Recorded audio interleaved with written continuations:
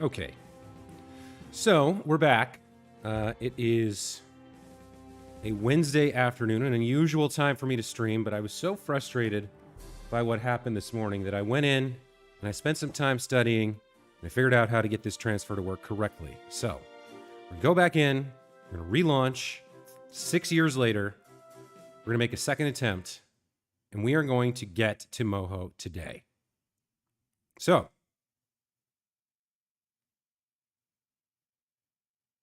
let's load in.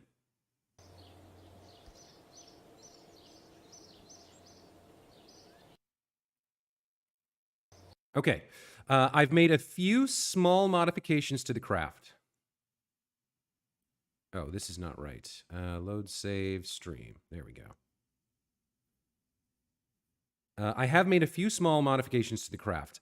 In order to attempt to make things more stable during the longer burns, I have added an entire row of reaction wheels, and I have moved the location of the engines from the center to the outside and shifted them higher up inside the external or the radially mounted tanks.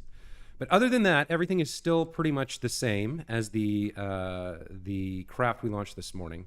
You know what? I'm going to go ahead and warp to sunrise so we can see what we're doing. Got the same crew, Mikey Jr. at the helm, Radu Jr. as our scientist, and Emily as our engineer. And we're going to go ahead and launch this thing to orbit and transfer to Moho. I'll also tell you what I learned about what mistakes I made and what I got wrong and how to better use the transfer planner window to make sure that you get things correct. And we'll see that when used correctly, Radu's point was right. You want to arrive at Moho when it's at its periapsis in its orbit around the sun. So a number of mistakes were made, but I think we're ready to correct them. Let's go ahead and ZT, and let's launch. Oh,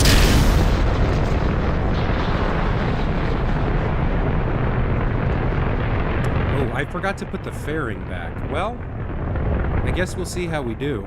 We do have fairly aerodynamic stuff here. Let's go ahead and start our gravity turn. With the addition of all the extra reaction wheels, we should be able to do a more efficient turn this time.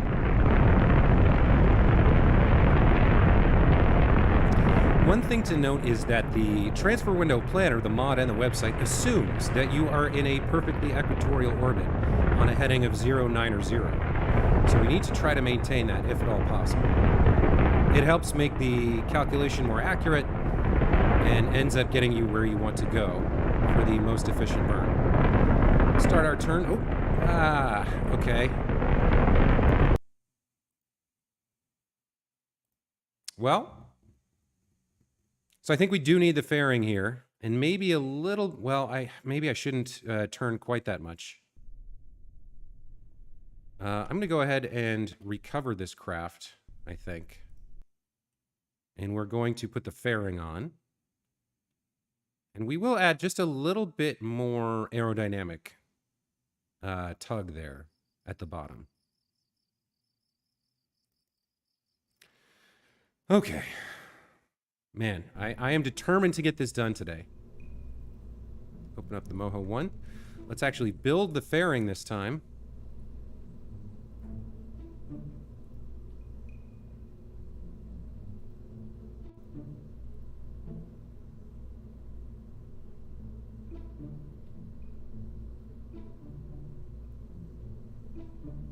Where is it? It's the drill, I think.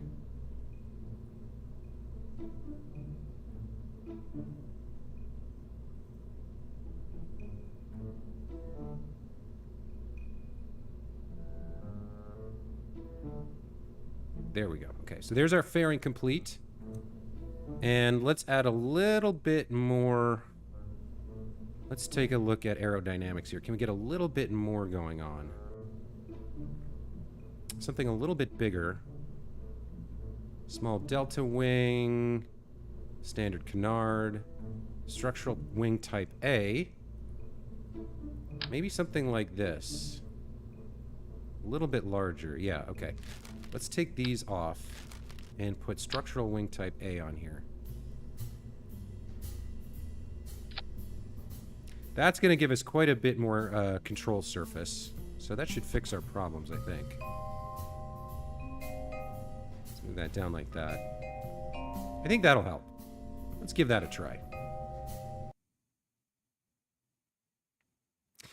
Jack Barrows, your CA is not on for the game. Cam. Oh, yeah, I don't play with the camera, buddy.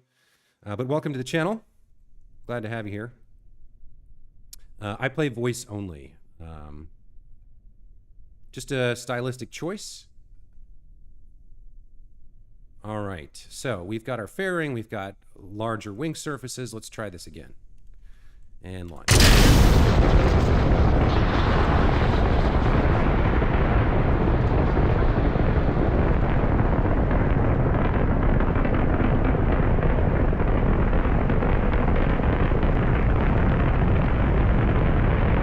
Start our gravity turn. We'll keep it nice and easy this time. Oh, you love my Astroneer videos. Fantastic. I'm so glad to hear that. Thank you. Yeah, that's an amazing game. 10 out of 10 for me, for sure. I really enjoyed my playthrough. It's got a lot of replayability, too. But then, again, so does Kerbal Space Program. Okay. Let's push down just a little bit more. Climbing to 10,000 feet, and then I think we'll go to about 60. We won't push it all the way to 45. We can accept a high apoapsis and a slightly less efficient gravity turn as long as we don't spin out of control here. So there we go. There's a pitch of 60. There's our first separation. Now, because of the way our control structure, our wing structures are set up, we need to do a little bit of a turn here.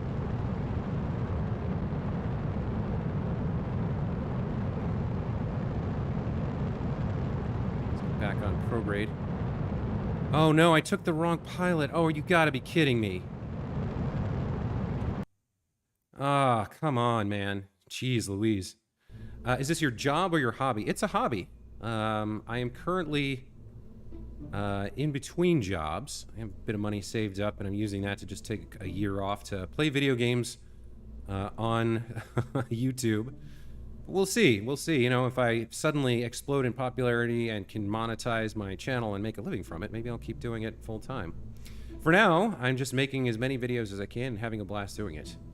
Okay, so this was almost right, but when we brought it back in, it switched out our team. So we want Radu, we want Mikey, and we want Emily. There we go. And then we'll check cargo. It has ruined it again, as it always does. Radu gets the science kit. And Emily gets the repair kit. Okay, and then we've got some additional goodies here. All right, one more launch. Let's see if we can do this. Yeah, I am having a lot of fun, Jack. Definitely. All right, warp to sunrise. All right, now we've got the full team. Let's quick save. Let's launch. It is pretty loud, those rocket sounds.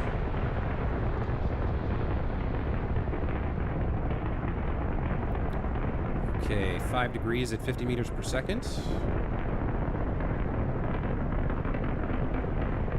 Okay, looking good. I think this is the one. I think this is the launch that gets us to Moho. I don't know. This is like the 6th launch of this vehicle. I mean, attempting to get this to work. So we'll have to see if I'm right this time or not.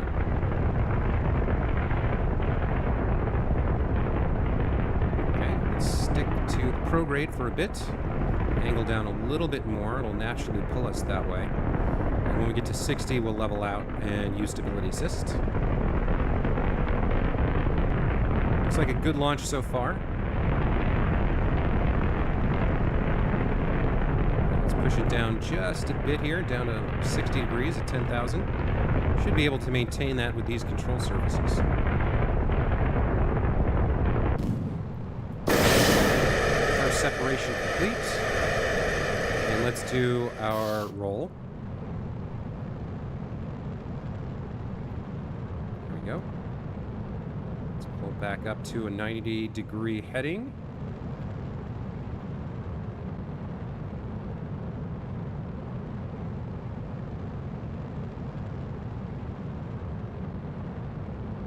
And as we reach 30,000, we can start to turn a little bit more.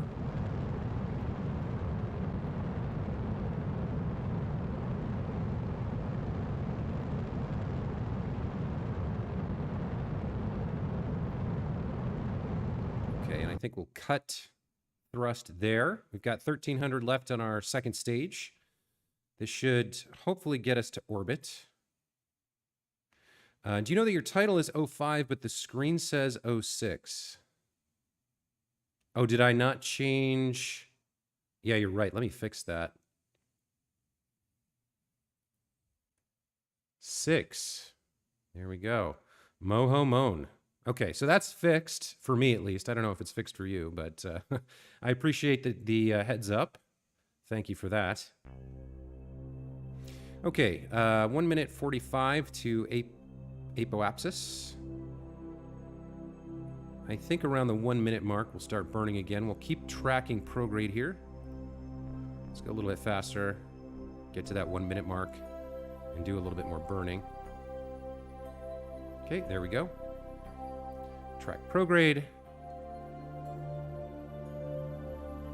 And let's watch the T- window here, if it goes up or goes down. Okay, it's going up. So we can wait a little bit longer here. 45 seconds, it still goes up. Let's get down to around 30.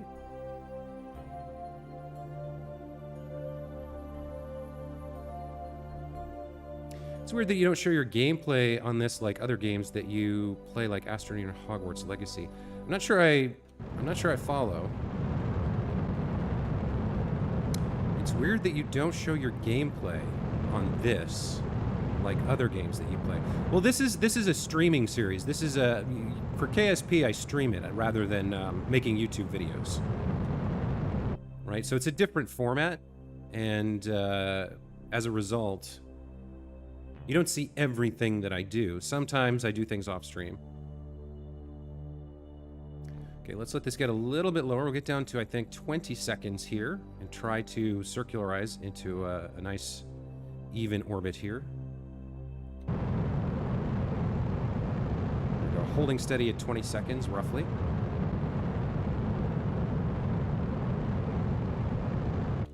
Okay, let's let it drop a little bit more. Only 319 left in the tank. Let's get down to about 15 seconds here. Burn the rest of that fuel. See if we can circularize.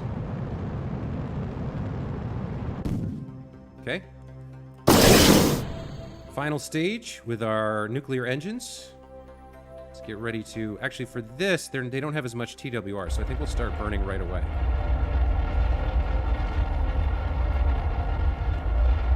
Yeah, that was the right call.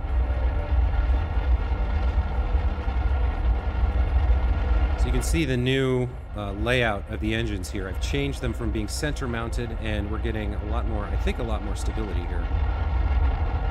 Okay, so we're going to reach orbit easily. Let's push this up until we're around equal between apoapsis and periapsis.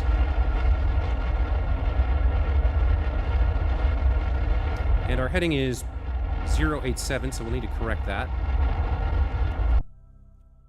All right, let's make a node to get this. Well, no, I guess we'll just come a little bit closer here, and then burn a little bit more. I will know you will take off with your YouTube channel. You just need to get out there. Hey, thanks, man. I appreciate that. I'd like to have a bigger community. I really enjoy responding to people's comments, and sometimes there are droughts. Like right now, I've just launched my new series on Disco Elysium, and it seems like it's a little bit too dense for most of my audience. I'm not getting a lot of views on it. But over time, we'll get, you know, a wide variety of people in the channel, some of whom are more interested in that kind of a series.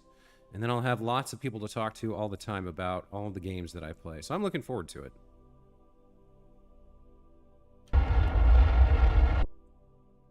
Okay. Very close to a circular orbit here. There we go.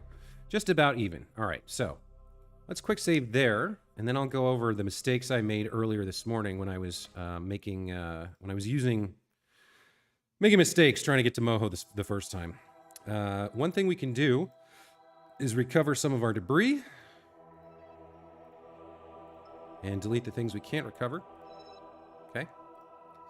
We'll come back here. Your Astroneer gameplay, I think, gets the most views. Yeah, I think you're right. The Astroneer series was very popular. I think it's something about the fact that every playthrough of a game like that is different. So a lot of people who have played through on their own can still enjoy watching someone else play because their style of play is different. I think that's true for Kerbal Space Program as well. But something like, something like Disco Elysium or my Portal Reloaded series or Hogwarts Legacy, either they're watching it somewhere else or they're playing it themselves, and those games don't lend themselves to replayability quite as much.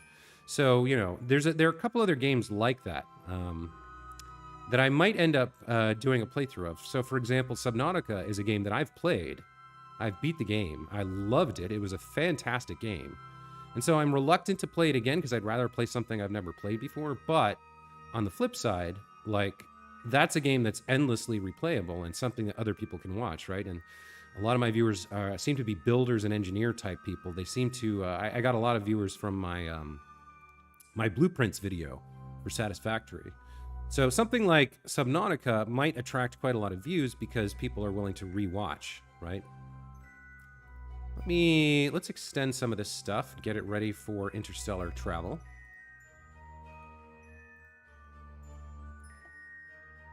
I don't think we need to turn on the radiators near the ore drilling stuff just yet. But here we go. Here's our kind of interstellar mode, ready to rock. I'm going to quick save here. And the next thing we're going to do is we're going to correctly use the transfer window, which I messed up this morning. So if we go to the transfer planner and bring the tool up, we can put in our initial orbit. That's 115 kilometers around Kerbin. We're going to Moho. One thing I made a mistake was I just plotted it like this, and you want to give it at least a couple of years to find an efficient transfer window. So if I plot this with between 29 and 35, it'll give me the earliest one that's fairly efficient. And we can see here the total delta V is 4,174, whereas earlier this morning it was way above 5,000. So this is a good transfer window. And we can see here it's at year 30, day 86, 5/22/53. So the next thing we want to do, actually, hold on, let me take care of this world first milestone. So we returned home from a flyby of Moho. Very nice. Okay. The next thing we want to do is set up our time warp to roughly the departure date. I'm going to focus in on the sun here. I'm going to set, okay, we're on 5 warp. That's good. And we're going to set an alarm here. Let's create an alarm for year 30, day 86. So we're at year 29, day 180. So something like 330 days should do the trick. That's day 87. So let's do 329.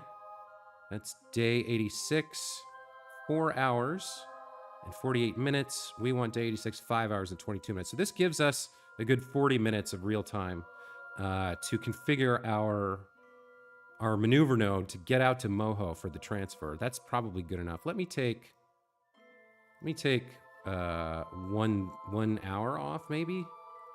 Let's do 328 and 5 hours. There we go. That gives us a little bit of time. Let's add that alarm and let's work there.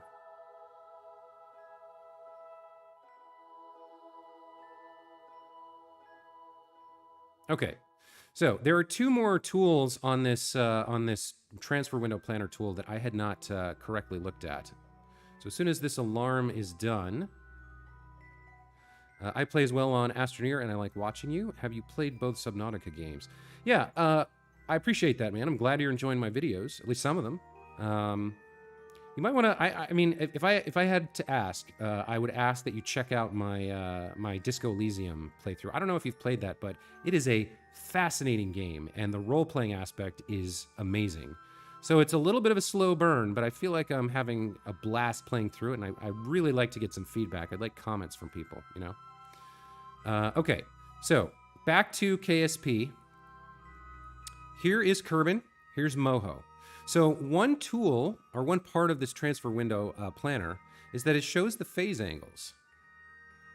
And so we can see that actually we have the correct phase angle to do the burn as the transfer window planner expects us to, right? So that's good. That's a kind of a good gut check that we've worked to the right date and time. Next up, if we zoom in on Kerbin, there is an ejection angle as well. And the way this works is that we want our maneuver node to be centered right here on this blue line where it meets the green line. Because the way the transfer window planner works is it assumes an instantaneous delta V change at this angle, 95.85 degrees to retrograde. So if our maneuver node is here and we burn on either side of it, we should end up traveling exactly the right angle in our exit of Kerbin's sphere of influence to complete the transfer correctly.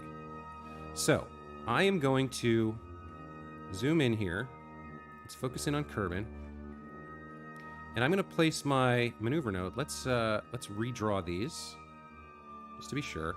And I want to place my maneuver node right on this, where this blue line and my orbit intersect. Now, there's one other problem at the moment, actually, which is that our inclination is a little bit off. And the transfer window planner assumes you have a perfectly 90-degree inclination.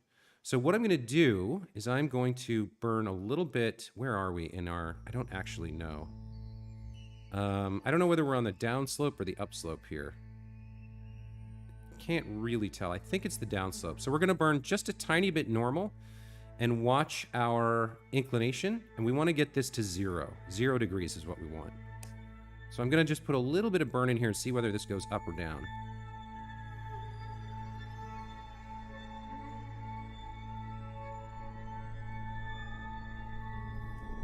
Okay, it's going down. That's good. So we'll keep burning here. We'll burn just a few delta V, maybe 20 or so, just to get our inclination right to 0.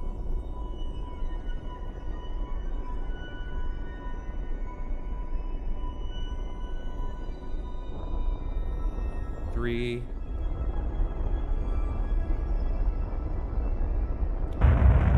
Oh, wait a minute. What happened? They changed.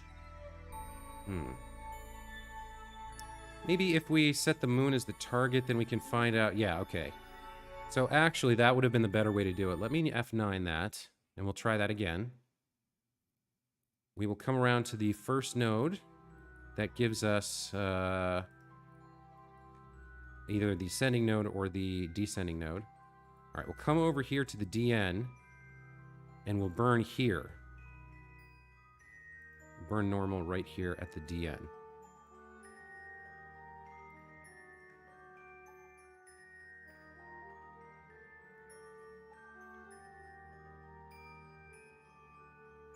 Okay.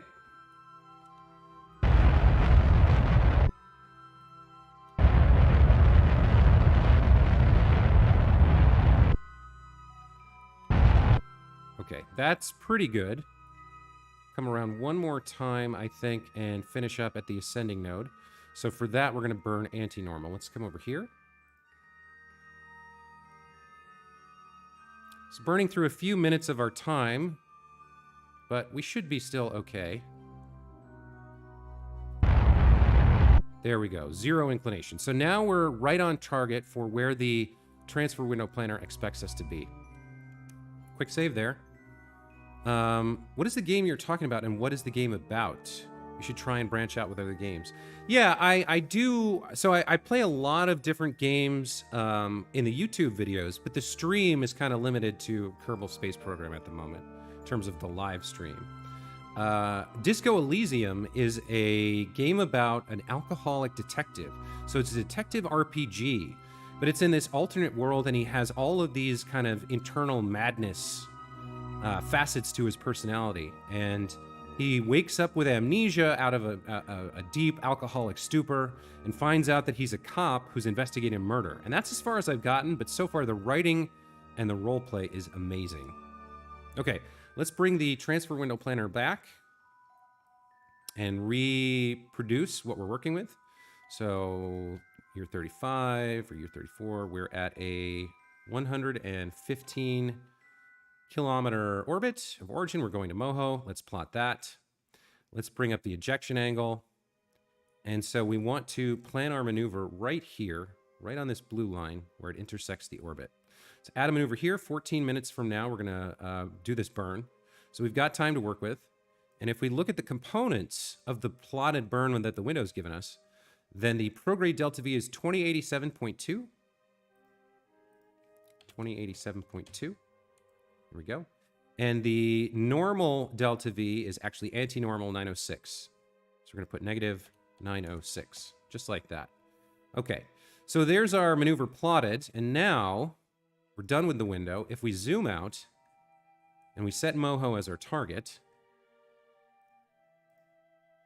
now what we want to do is start tinkering just a little tiny bit with the timing of the burn, because we're not exactly on that blue line. So we're just going to kind of like, there we go. All right, so right here you can see we have our first approach is over here. We want to get this down to periapsis, so we're definitely going to want to reduce our delta V somewhat, and then push our time window up a little bit. Back a little bit, rather. Let's keep going until we get closer. And then we remove more delta V from the prograde vector. And then we get a little bit closer. We want to be right on periapsis if we can. Let's see what our separation is at the moment.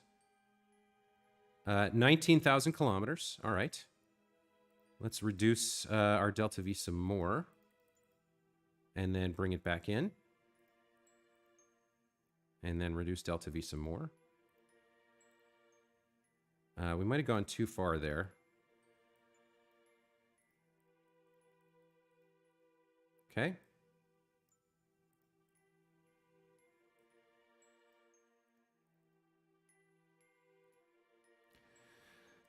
Okay, and now what do we want to do here? I think we've gone a little bit too far. Let's switch over to our approach, 17 million. That's not right. Oh, 17 million meters. That is right. Okay. So we want to get this number nice and low. Let's push forward. That's the wrong way to go. 13, 8, 5, 3. Okay, so 3 is about the best we can do. And there we can see we have an encounter with Moho now. So that's all you really need to do. You kind of set things up the way the transfer window planner wants you to. And then you just kind of tweak it down just a little bit, kind of trading between removing delta V and moving your initial start time by and you can see here, this is a 0.2 of a second. So we're just getting ever so slightly left or right. And if we go back and look at our node, we can see now it's dead on right in the center of that intersection between the orbit and our ejection angle, right? So I'm going to do this burn as close to accurate as I can. And then we'll do a mid-course correction. But if we take a look at how much we're actually spending here, let me come back over here, and we'll face the maneuver node. It's 2257. So that's going to leave us with well over 4,000 DV, and the transfer window planner said that the injection was only something like 18,000. Additionally, if we come over here and take a look at where we're intercepting Moho, it's at its periapsis. So that's when it's moving slowest or fastest relative to the sun.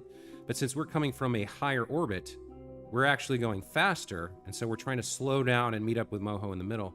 Having it move as fast as it can at its periapsis brings its speed relative to ours closer. So we have to spend less delta V to get a capture.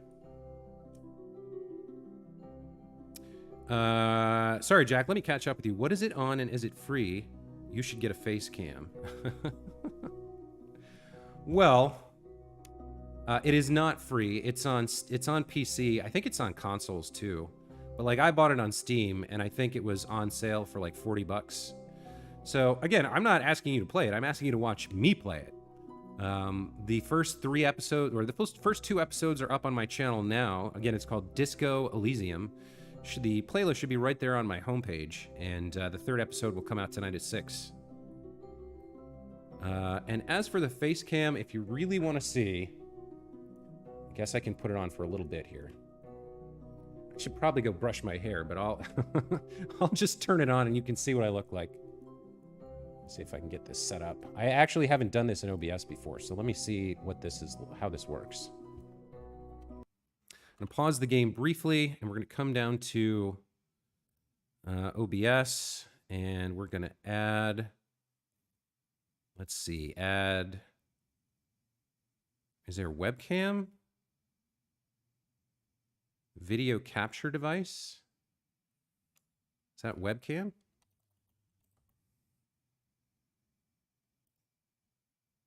Live streamer cam 313. There it is. Okay. Configure video. Camera control. Doesn't have zoom.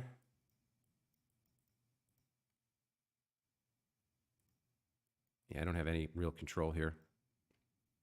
Let me at least aim it right. There we go. Okay. So I'm setting up the camera now. I don't know where I would put it.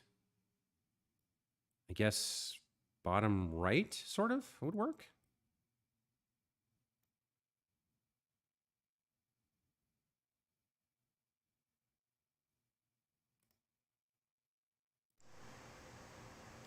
Wait a minute, have I been showing the thumbnail this whole time?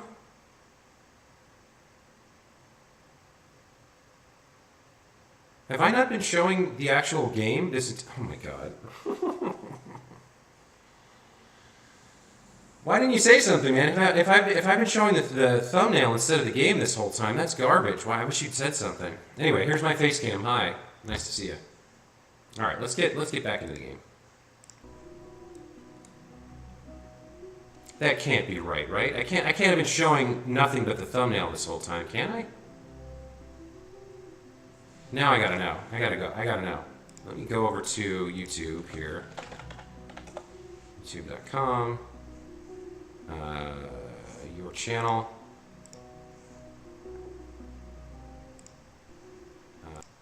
There we go. Oh man, I wish you told me. I did like so something like 20 minutes with nothing but the initial start. Nothing but the thumbnail. 2/10. Wow, I can't believe you stayed through all that, man. What were you thinking?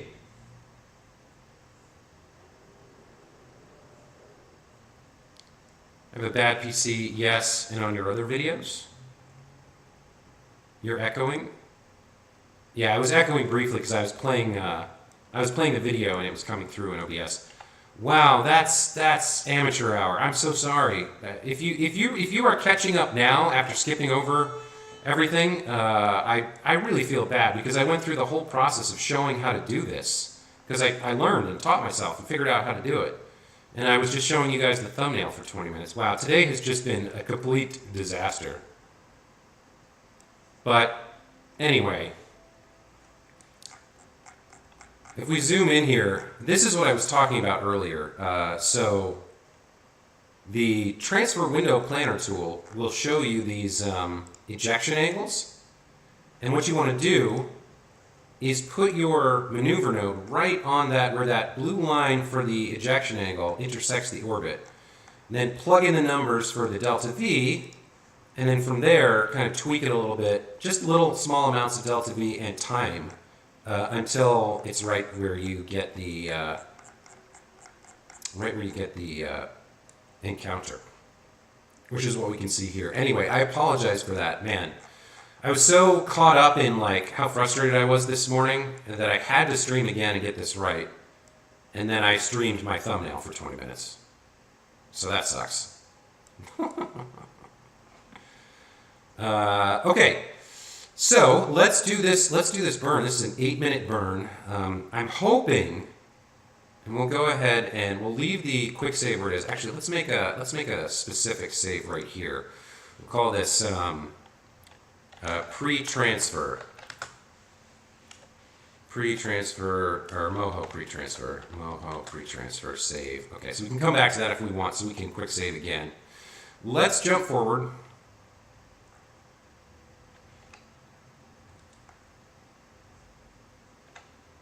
Time warp complete. Start burn in 55 seconds. Okay, this is going to be rough. But yeah, my thought was I've added a lot of reaction wheels and I changed the layout of the engines. My hope is that we won't have that weird wobble, and I will be able to use physics warp 4 to 12 so that we can go a little bit faster. So if we look at the physics set, or if we look at how physics warp 4 to 12 works, physics warp 2 is 4x speed and physics warp 3 is 8x speed. So I'm hoping that lets us go through this very long 8-minute burn a little bit faster here. All right, so we've got 15 seconds until the burn, and we're kind of pointing into the planet a little bit. Hopefully this works. We'll see. Wish me luck. Never played this game, don't really know what you're talking about, but I like your videos. Appreciate that, man. Okay, here's our burn. We've lost sound again, and we still have this weird, janky wibble wobble.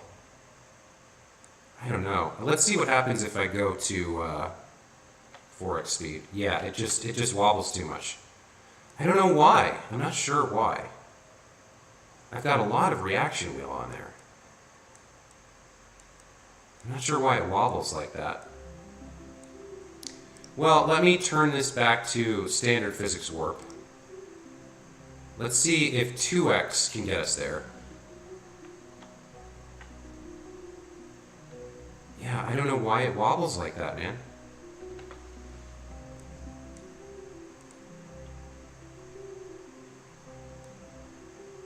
It must be, the center of mass must be slightly off, and the reaction wheels are fighting to keep it centered. That has to be it. So it has something to do with like the drill and the radiator panels and everything that I've got on here. It's just the mass isn't centered. That's got to be the answer. Getting some of it. Okay. Well, yeah, if you have questions, go ahead and ask me. And Jan Koifman, welcome back. I'm trying my dangest to get to Moho. We've got an encounter now, and I think we've done it correctly. We're encountering Moho at its periapsis around the sun. So, Jack, for your edification, every orbit has multiple characteristics. It has properties, right? So an orbit has, for example, a width, which the technical term is referred to as the semi-major axis, but really it's just talking about the width. And it also has a body that it's orbiting around. So Moho, this planet right here, is orbiting around the star at the heart of the Kerbal system. This star, also called the Sun, is named Kerbal, and Moho is orbiting around it. So the nature of Moho's orbit, or two of the properties for its orbit, are its periapsis and its apoapsis. Moho's periapsis, this number, or well, close to this number, the periapsis is the point in the orbit that is closest to the body that it's orbiting. So if you see here looking above, you can see this orbit is not exactly circular. It's not evenly arranged around the sun. This part is closer, like this width is smaller, right, than this width here. This is larger. So the lowest point, the point closest to the planet in an uneven orbit like this, is called the periapsis. And the highest point, the point farthest away from the orbiting body, is called the apoapsis. So those are two pretty key characteristics of an orbit that we use a lot when we discuss orbital mechanics in this game. And one of the kind of, I guess, implications of having an apoapsis and a periapsis is that in order to maintain things, the way gravity operates on the orbiting body is that as we get closer, gravity pulls us in faster and faster and faster. So as this planet goes around this orbit, as it kind of gets down here, it's going faster and faster and faster. It's moving fastest at its periapsis. And then as it moves further away out of the gravity, or away from the gravity of the star, it starts to slow down. So up here at its apoapsis, it's moving slower. And then it gets faster, and then it gets slower. And then it gets faster, and then it gets slower. And it goes like that forever in equilibrium.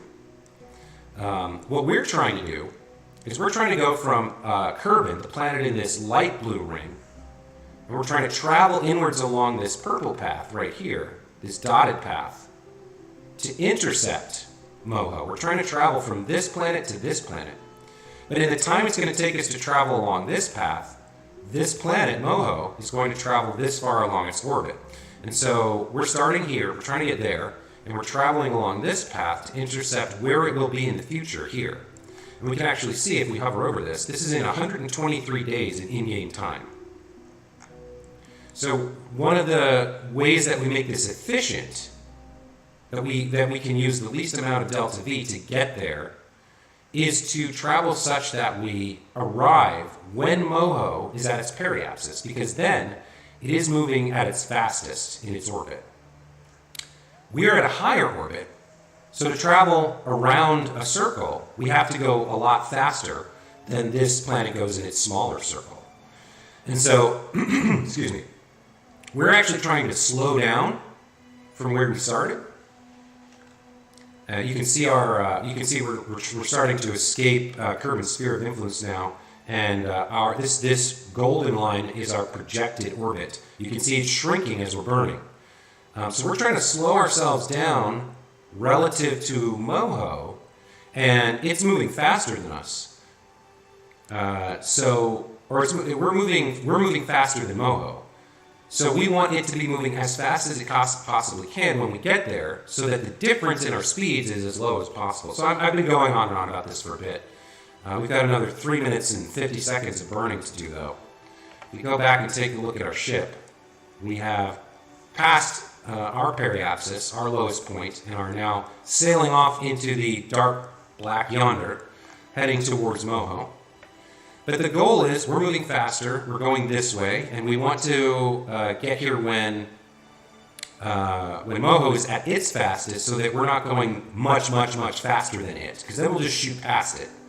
If our speeds are relatively the same, which is easier to do here when Moho's at its periapsis, we're going to have to spend less fuel to slow down enough to get into orbit around Moho, rather than going shooting off and into an orbit. So there we go. There's some Kerbal basics. Are you doing well? Yes, this time I think I got it right. This time we're on target for an intercept. So that's good. That's good news. It's still going to take us another 3 minutes of burn time before we get finished with this very long burn.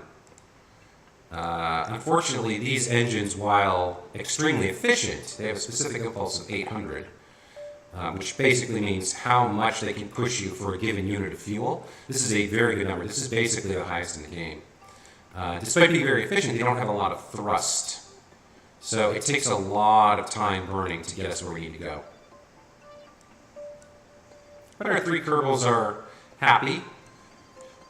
They're on their way to Moho, and in 2 minutes and 35 seconds we will complete our first burn, and then we'll be able to time warp forward. Won't you run out of fuel? Yes, that is a real concern. So, as I said, these are very efficient. They use a very small amount of fuel. It just takes it takes a long time for it to burn through all this. You can see my fuel tanks over here. The bright green portion is how much fuel I have left, and then the dark green portion is how much capacity the fuel tank has. So I have 4 engines here, and they are consuming fuel, and we're about halfway through. But we still have this number here, this 416, this number that's going down. That's called delta V, and it's the amount of velocity change that is available to us for the amount of fuel we have. Over here you can see we've got about 670 left in this burn, and this number's going down as well. So we're going to burn another 650 delta V worth of fuel, which will take us down to like 3,500-ish on this number. And then we'll stop burning and we'll coast through space for several hundred days until we arrive at Moho. So we're going to turn these engines off and just coast at the speed that we've got.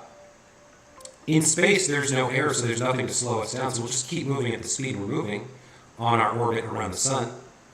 And when we arrive at Moho, we'll have to spend more of this to slow down enough to get into orbit. But the other thing about this craft is that I have a drill and a what's called a convertotron, which in-game is a tool that converts ore into fuel.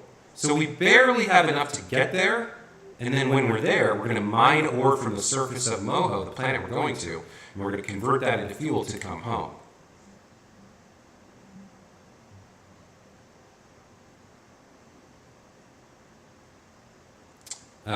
Your other streams, they're just a title, and you talking.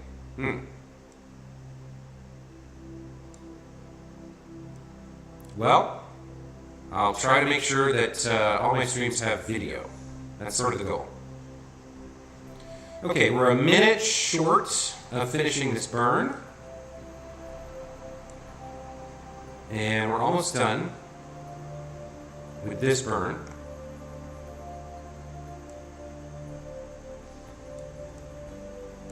There's our home planet, Kerbin in the background. Despite the amount of fuel we've burned and the amount of speed we're gathering, space is huge and Kerbin's big, so we haven't really left it behind yet, but we'll see that happen in a minute here. Okay, we're getting close.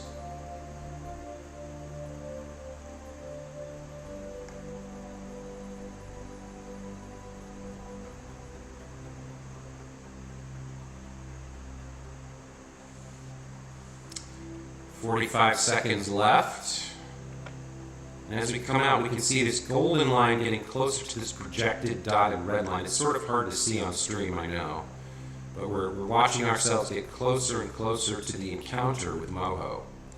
So as we burn, because we're burning sort of retrograde, we're pointing that way, basically. And as we're burning, we are slowing down relative to the sun, our orbit around the sun, and that is shrinking the periapsis of our orbit in until it will intersect with Moho at this point here, where we have our encounter. At this point, we're 30 seconds out. I'm going to focus in, and we're going to see if we can watch this happen.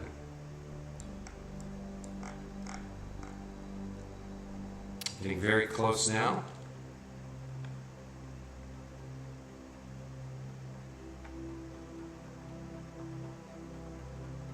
And you should see a line coming in from the right here. As we burn the last little bits of this burn. Got 13 seconds left.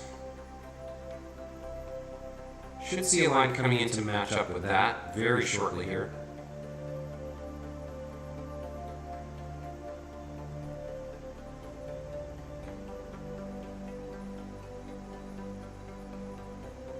Four, 3, 2, 1. Okay, and I'm going to bring in the last little bits of delta V here.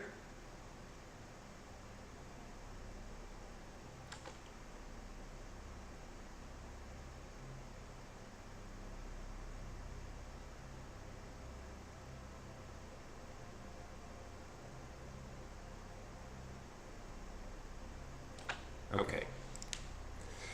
So with that, we should be very close to our encounter. Let's go ahead and set up our mid-course correction here. Should have just tiny little bits of delta V to get this to work.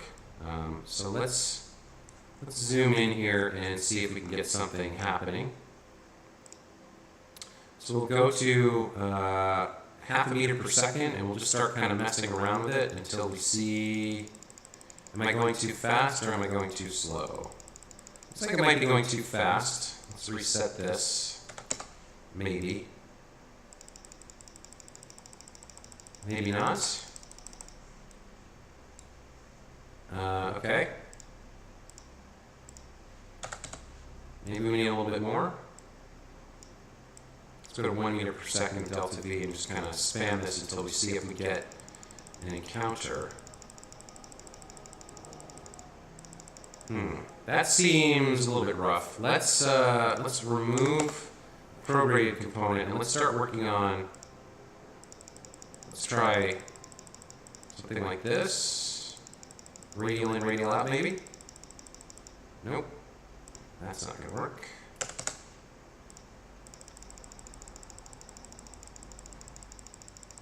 All right, well, I'm having a little bit of trouble here getting my encounter back. Not sure where I went wrong. We were very close there. Moho is pretty small. we're on the right plane. So let's see, we have it as our target. I'm not quite sure where we're going wrong here. Let's keep working on this.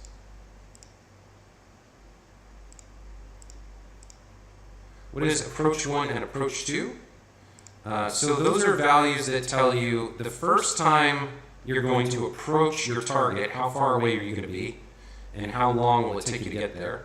And because we're in an orbit, we may have more than one approach. So there may be one where it crosses the orbits here, the second one there, or the second one could be a full orbit later. So it gives you kind of two pieces of information about possible approaches in the future.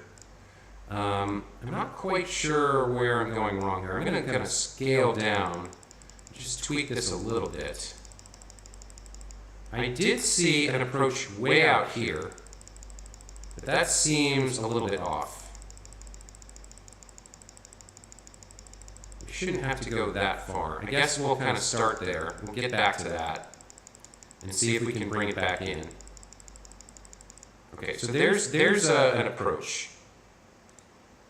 So that's going to be, and you can see here, 966,000 kilometers, that's 966.276 million meters in 135 days. So as we start to reduce, it disappears, which is not good. 64, 66, okay. So what's happening here? Where's our relative? So it looks like here's our gold line, and there's Moho's orbit. So it looks like we're coming in a little too high. We might need some normal here, or anti-normal rather.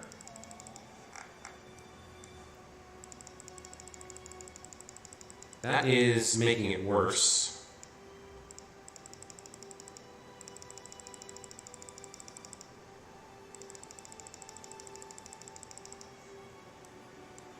Okay, let's cancel out of this, and let's take a look at what our actual, so the periapsis, our periapsis of the sun is 388. And if we look at information, does it tell us? No, it doesn't really tell us the periapsis for Moho. Huh. So it kind of looks like if part of the problem is that it's the same color. I'm trying to figure this out here. So it looks like we're kind of far out, or far in. Let me kind of play around with where did our maneuver node go? Let's see if I can get this a little bit closer here.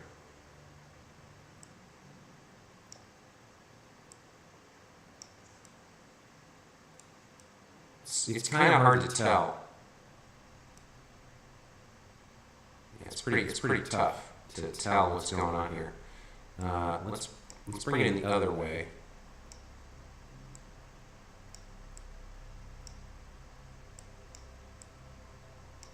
We kind of want those to be almost identical, right?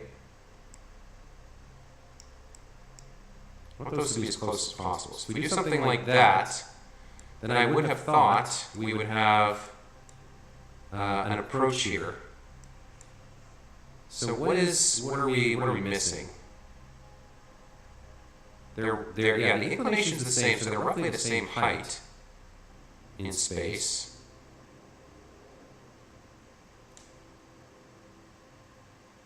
That seems like we should be seeing an approach here. 387, 388. They're very close now. So, okay. What was your last job? I was a software engineer at a law firm. I worked in-house and developed software for them to manage documents and people at the firm. Do we want to move this back?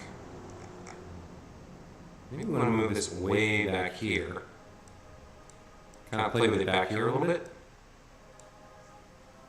Back where we are.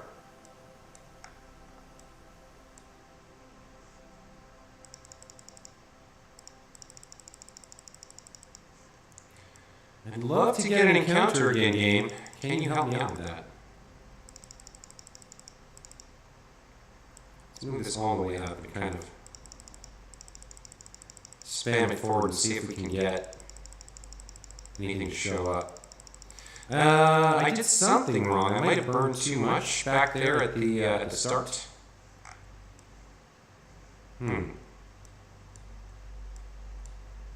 Seems like we should be getting something here.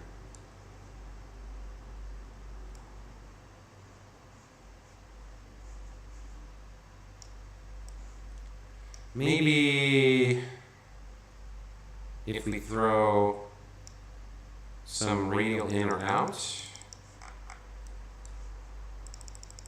So we could see before if we sped up we got an encounter over here, but that's too late. We need to find one sooner. Okay, this is not the answer. Let's try the other way. Oh man, okay, well, this is a little frustrating. I was sure I had the encounter. That is our target. We should have been really close here. So what do I want to do? We've got an encounter real close here. So let me speed it up. And let's get back to where we know we have an encounter. Which is over here somewhere, yeah. There we go, okay. So we have this closest approach, 1,278,000. We can drop that down a bit. Okay, so we can get to there. And that's 1,105. And then, if we change our position, this is going down ever so slowly.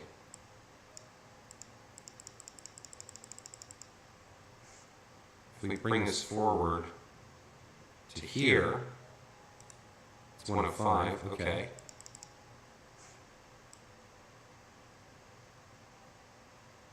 Okay, so we keep going forward. And the closer we get, the more we have to burn, but it looks like we're going to be able to, okay. I think I figured it out now. Keep pushing it. Keep pushing up the amount we spend. So we're at 802 here. Oh man, that's not good. That's really not good. We're going way too fast now. How did I miss this so badly? I don't understand.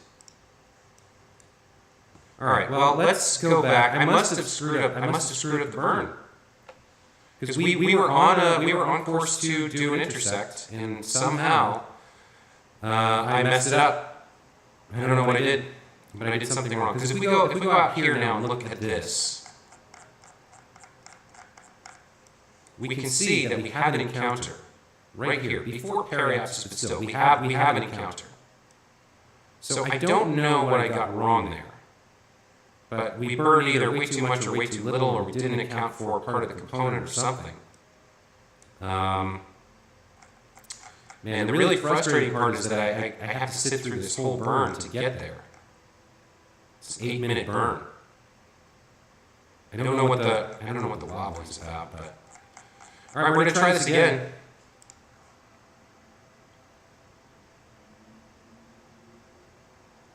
Hearing your microphone twice, echo, just a heads up. Really? J. Crone. Thank you, man. Let me double check what that sounds like.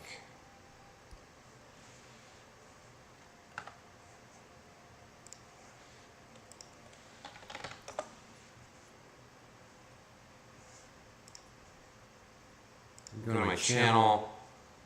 Go listen to myself. Okay. Go to my channel, go listen to myself. Okay. Go to my channel. Oh, wait a minute. Go listen to myself. Okay. Go to my channel. Oh, wait a minute. Go listen to myself. Okay. Oh, wait a minute. The webcam, that's what it is. Okay. Oh, wait a minute. The webcam, that's what it is. It's because I added the webcam. God damn. Man, today is just not my day. Everything is going wrong today, guys. Because I added the webcam. God damn. Man, today is just not my day. Everything is going wrong today, guys. Because I added the webcam. God damn. Man.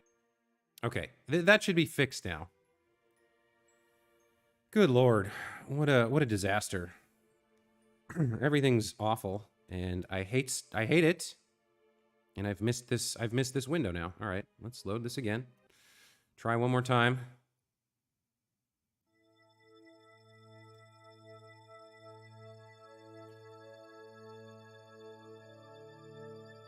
I can't get anything right today. Oy vey. All right, maneuver node, SAS. Let's work forward. Okay, I'm going to try a trick here to see if we can get past this. So here's what I'm going to do. I'm going to start the burn on time, pointing at the marker correctly. Okay, and now we're going to stop rendering this by going to the tracking station. So we are 8 minutes out from the end of the burn. Oh, you're under acceleration. It's not going to let me do it. Resume flight. Okay. Let's see what happens.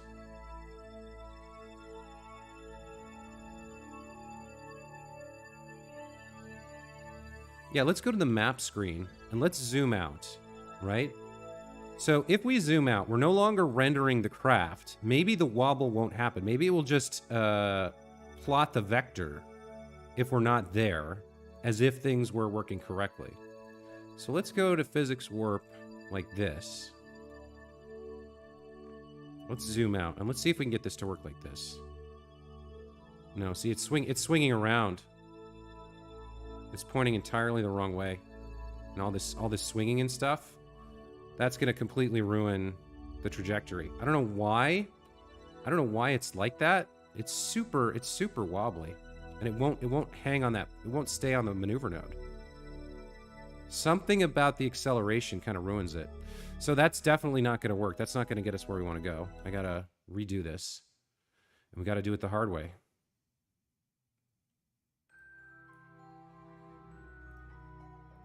Which means we got to sit here for 8 minutes while it burns.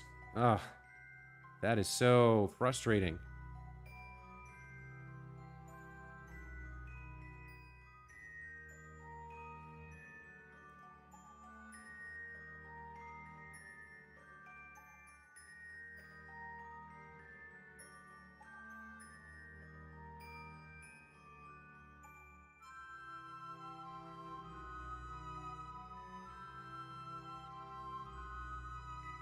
Yeah, as soon as the burn starts, it tries to, like, there's something off about my center of mass, and it's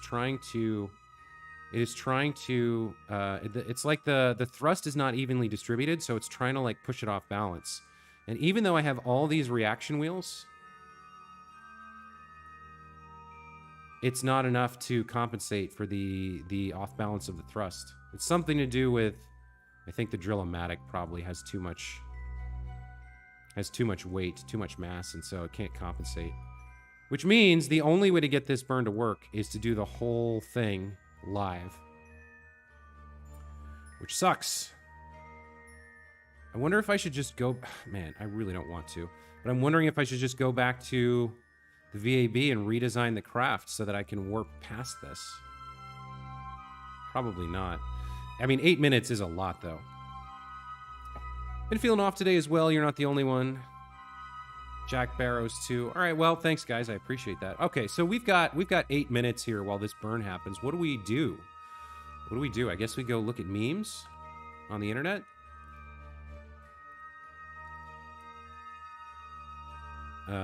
Memes. Yeah, let's look at some memes. Why not? Window capture, memes, transition. There we go. Nope. What did I do wrong here? Need to push that up. There we go. Transition. All right. Memes.com. What is this? Like for save Luigi, ignore for furry rights? Okay. When your mom is about to beat you, but your dad comes home from work and... Oh my god, that's dark. Like for free Jordans, ignore... What is... Why are these so, like, nasty? Okay, that's not gonna work. Are memes the original since 2008? Yeah, let's go to Reddit. Maybe Reddit has some less... grimdark memes here. Oh, don't mind me. Just felt like making y'all sad today for no reason. Where girls cried, where boys cried, where men cried, where everyone cried. I guess this is from the movie The Green Mile.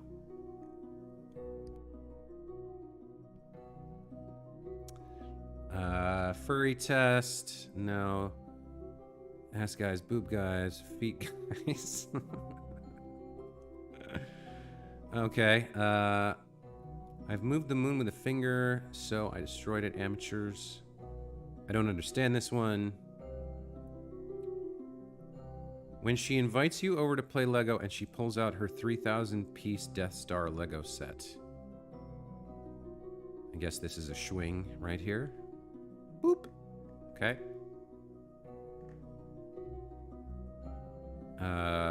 We've got a Lord of the Rings meme here. Nuts everywhere. Crackers, energy bars, chocolates, shampoos, soaps, barbecue sauces.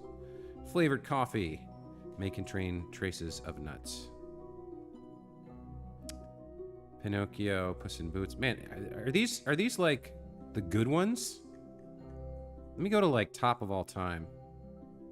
How do I do that in this view? Let's see. Predictions. #1 meme of the week.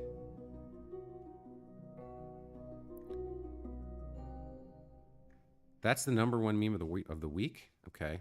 That's not that good. Let's go to Kerbal Space Program.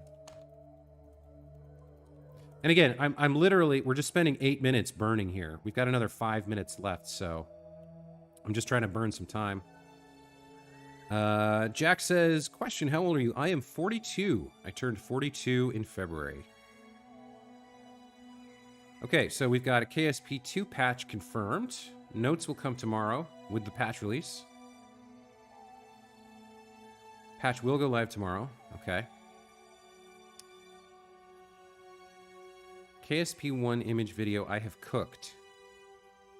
I'm not sure I understand that one. Hypersonic box-wing airliner. Huh. Okay. Space orbital fighter concept. Sure. Somebody's been making mechas in KSP. That's crazy. That's a lot of effort and a lot of work. Let's give that one an upvote. Another view of Starlifter. A hot air balloon ride is a nice reward for a successful trip to the moon. Oh, that's cool, man. I mean, this is obviously staged. There's no way that actually flies, but let's upvote that. Jeb Death of the Week nomination.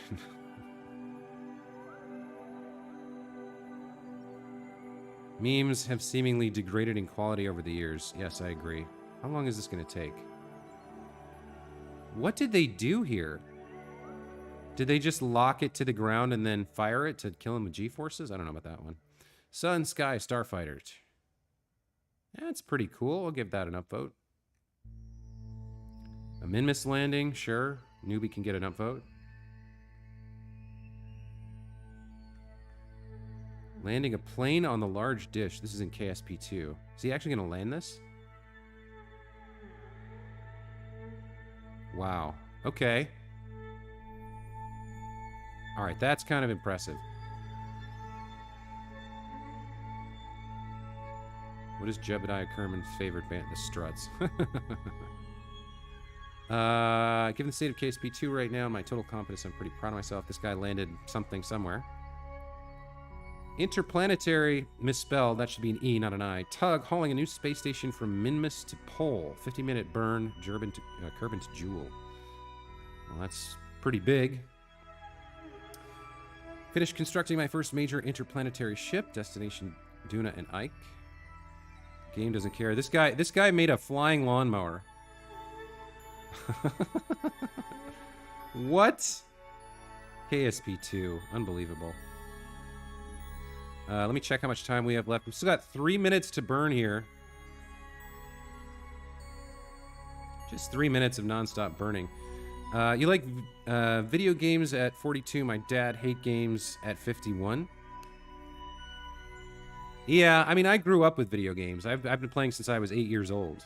So probably even a little bit less than that. But something like 35 years I've been playing video games. I started with a Nintendo Entertainment System. Played Super Mario Brothers and Duck Hunt. The console came with a light gun, so for Duck Hunt, you actually pointed the gun at the screen, which was really cool. What else we got here? I don't know. Look what I found spying on Kerbal Space Agency. Oh, yeah, a Chinese spy balloon. Okay. It's a dumb joke, but I'll give it an upvote. Could have built in space, but where's the fun in that? So somebody's launching something massive. Looks like a submarine, I guess. Okay. 58 crew members lost in solar orbit. Hold on. What is this? Does the new tab carry over? Yeah, okay. Over the past 2 weeks, several missions by WASA to rescue a stranded vessel with astronauts Jebediah and William Kerbal on board have caused 56 more to be captured into an orbit around the sun. Jeb and Bill were sent up to explore the moon when they unexpectedly overshot their window. WASA's chief engineer, Gene Kerbal, oh my God, spoke to the press about the situation. He claims that they are in contact with all 29 vessels set up and that they are working at full capacity to bring all crew back to Kerman. WASA has been sued 3 times over the past 24 hours alone. All 3 for $60 million each. Oh, that's amazing. I love that. That's a great text post. Got a honk here. Somebody built a goose plane. That's actually really creative. I like that. Let me check how much time we've got left here. Okay, we're down to 1 minute and 30 seconds. So I'm going to go back to the game now. Jack says, I started out on the Xbox 360. Wow, okay. Let me think back. Let me switch back to the game here as we get ready to complete this burn, finally. So we're coming in hot to get our encounter. Got 1 minute and 24 seconds left. I am just going to get this as close as I possibly can.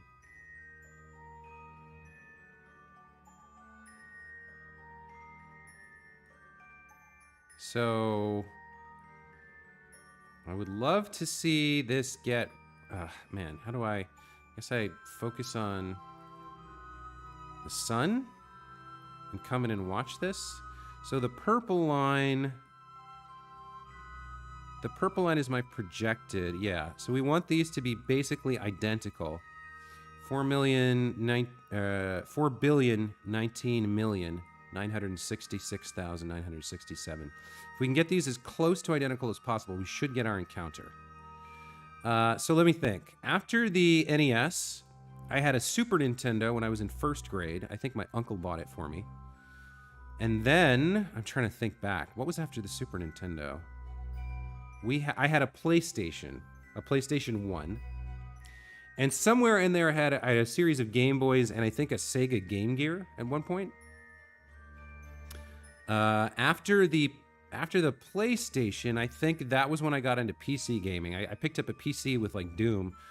It might have been slightly before or after I got the PlayStation. I can't really remember. And my friend Graham got an N64. I didn't have one of my own, but I spent a lot of time at his house playing on the N64.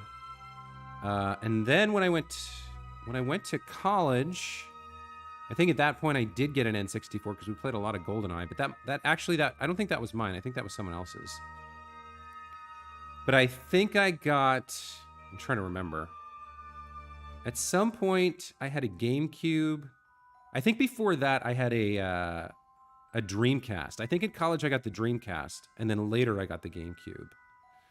And then I had at one point, I had an Xbox 360 and a PlayStation 2, then a PlayStation 3, PlayStation 4. And now I have my PlayStation 4 Pro and a Xbox One X, or Xbox Series X. Okay, hold on. We're getting real close here. Let's get down to 4019.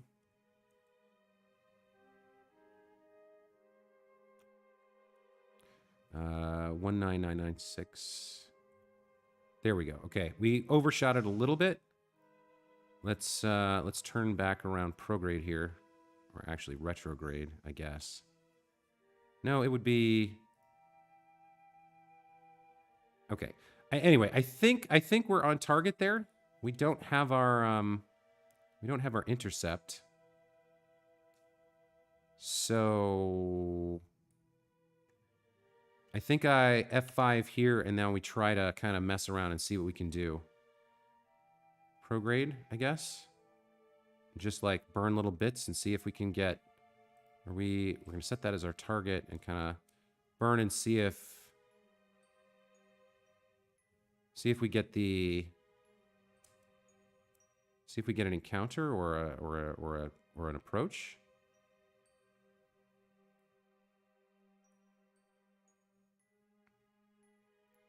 What do we have? Like 60 delta V left on that? Let me just power. Well, let's go through this and see if we see something flash by us here.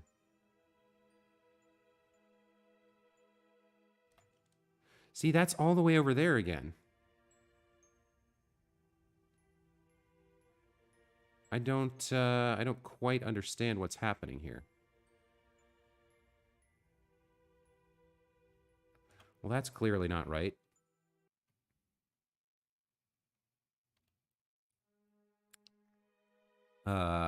Let's zoom out.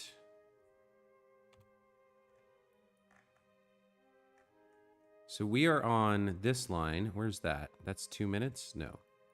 Let's set something up like over here. How far out is that? 1 hour? Okay, let's add a maneuver there. And then let's zoom out and see if we can't figure out how to... There's our escape, curb and escape. Let's see if we can't get this encounter, because I'll be damned if I'm going to sit through another 8-minute burn like that. That was nuts.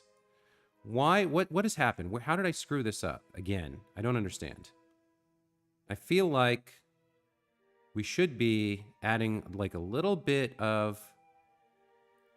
Maybe a little bit of prograde here and like a little bit of anti-normal.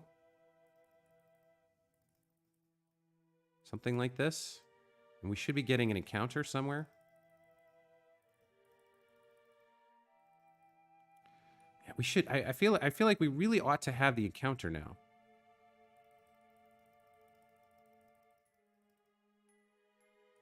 I'm not sure what's happened because we were on target for it.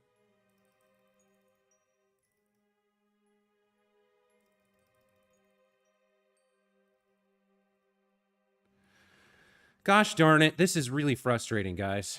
Why am I not getting this to... Why can't I not make this happen? I don't understand. It was right there, and then when I finished the maneuver, all of a sudden it's way over here. Where did I go wrong? Set as target. Okay, well, that's something we want to fix. Okay, let's bring this in. Do I want more normal or more anti-normal to fix this? Or what do I want, actually?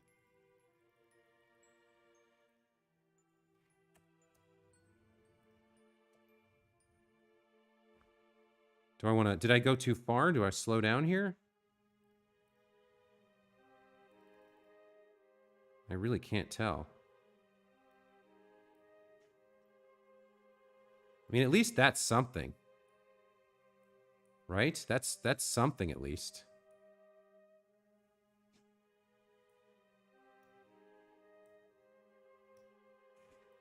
Turn this down.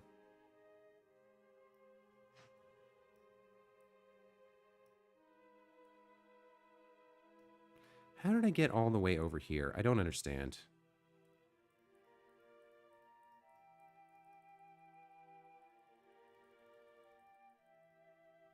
Okay, there's an encounter.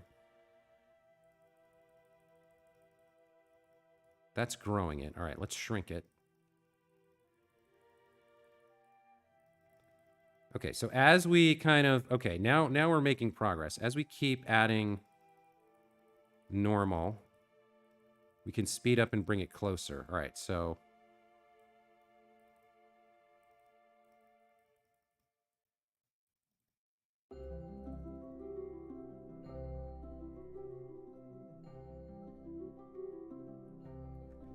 we lost it again.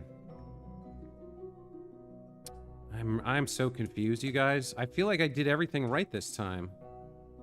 I hope they don't break the Kraken drive. Started on Xbox. You know how long it would take to load? I also have an Xbox One S right now. You know how long it would take to load? It'd take what to load?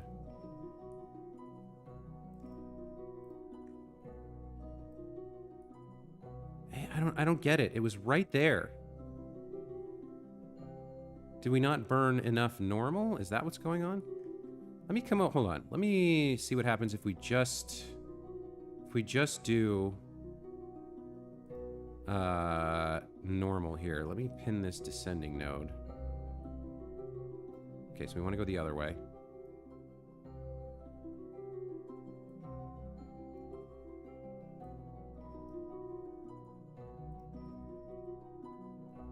That's 0, and then what? It's our target. I can't tell if I didn't spend enough delta V before. Why is it all the way over there? That doesn't make any sense.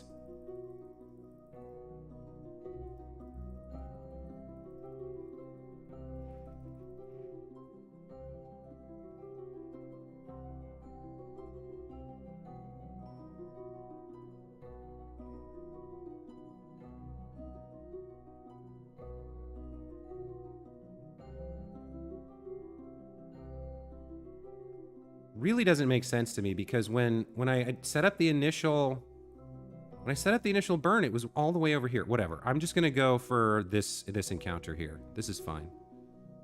14,571.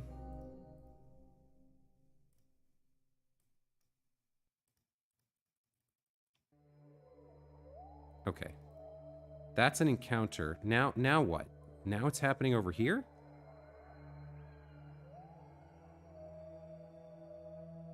Velocity 14,000? What? What is it doing over here? That's in 132 days? That can't be right. Wait. Moho encounters here. Yeah. That's a little bit better. It's closer.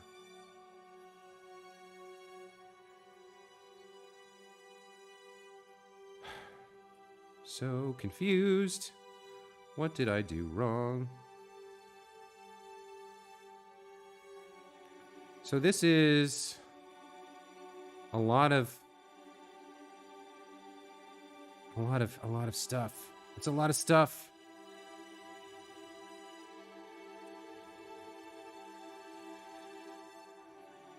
What I can't tell is whether we're going too fast or too slow. I think we're going too fast. I think that's the problem. I think I overshot. So let me slow this down bit by bit until we intercept somewhere closer over here. Okay, so that's the slowdown. Closest approach. So it's moving way faster than us if we do that. Okay, so we need to come way back to where we are right now, I think. Oh man, how many times do I have to do this? I don't...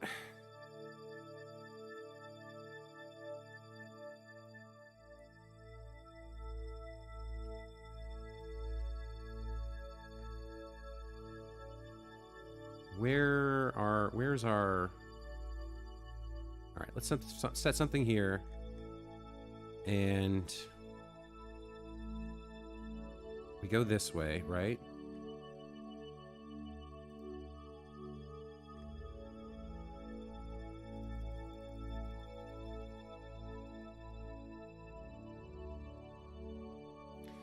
Yeah, we're moving too fast if we do that. And then we get all the way over there. You know what? I don't understand. I'm so befuzzled at the moment. Let me try putting something over here. Much closer. Let's come over here and add a maneuver here. Maybe this will be more useful. So we'll be much closer to it, I think.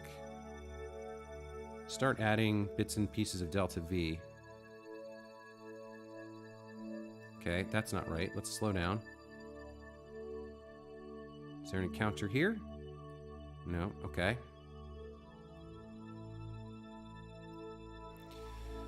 Well, this is useless. I'm really frazzled out here, guys. I don't understand at all. All right, do I have to do this one more time? I don't understand.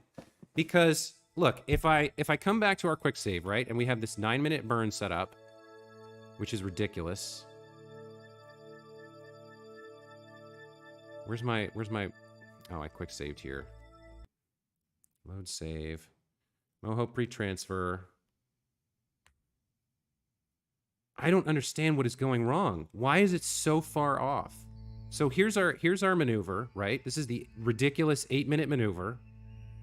And if we look at this, it says if we do this burn, it's predicted that we get an encounter right here in 123 days. So if we execute this burn perfectly, we should be getting an encounter. And I've been coming close, but it's just not happening.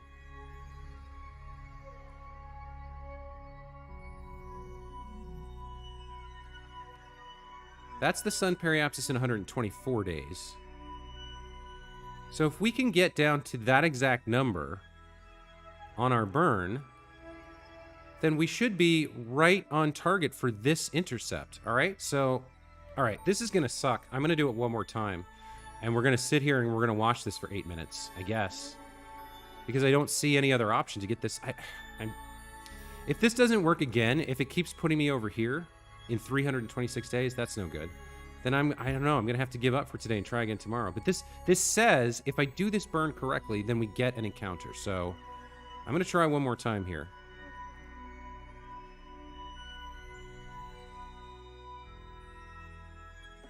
Okay.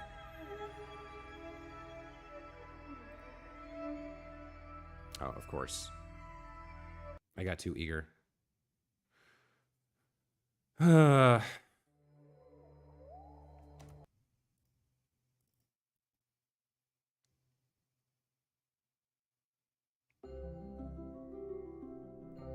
Point at the maneuver node. And let's go.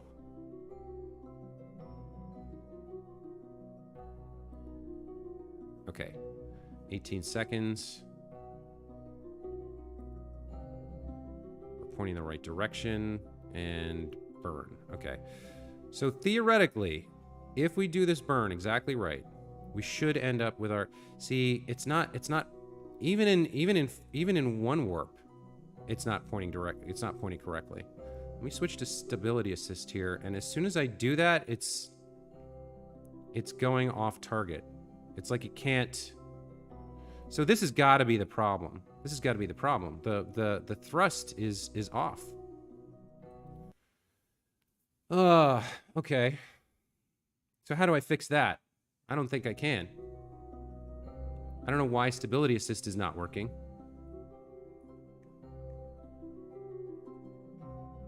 Why is it pitching it all the way down? Like, why can't it keep it on target?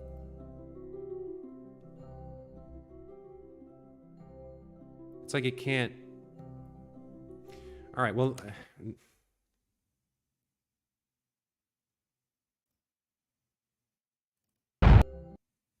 oh my God, this is killing me. This is really killing me. Standard warp, standard physics warp.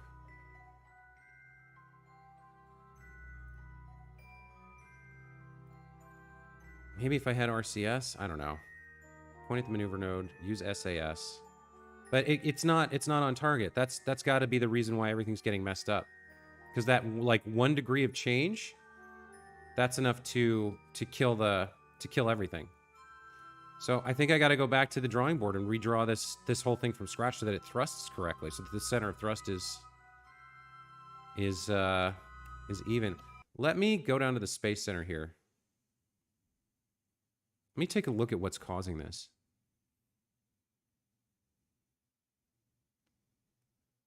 So if I go into the VAB here,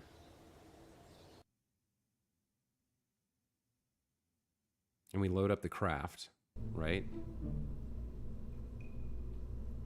Let's get rid of all of this.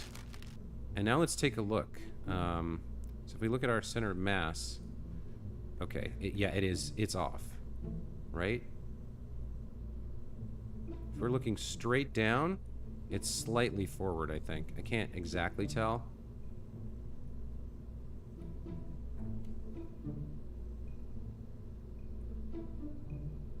I don't know how you get a straight down view, because I can't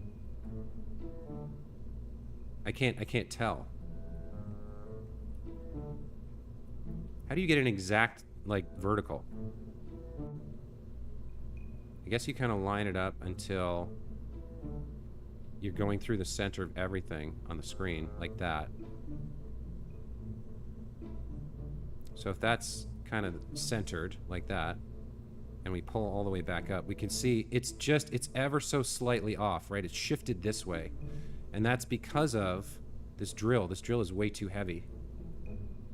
So what that means is, to balance it, we have to change. All right, so let me think about this. This weighs 1.25 tons. Compared to the fuel tank. Okay, we have to get these things basically identical. If we do that, we should fix the problem. Let me load this up again. Don't save. Moho. Mojo. Okay. So, delete the fairing. I gotta come in here, get rid of that, rid of this, get rid of this, and then copy this and move it over here.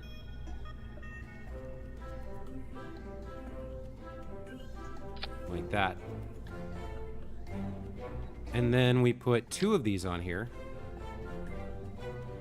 One on either side.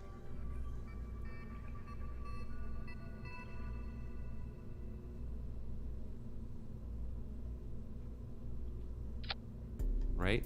No, that didn't work.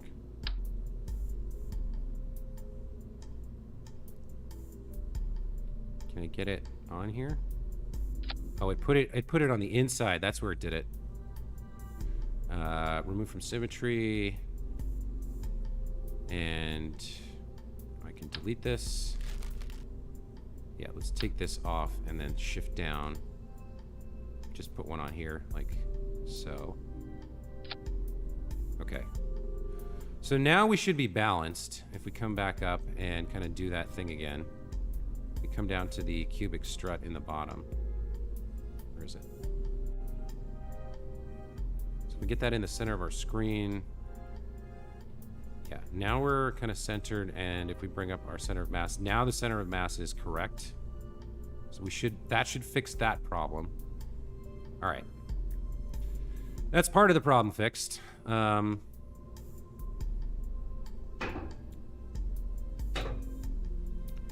So now I need to move these so that they're about the same position. So right under the radiator.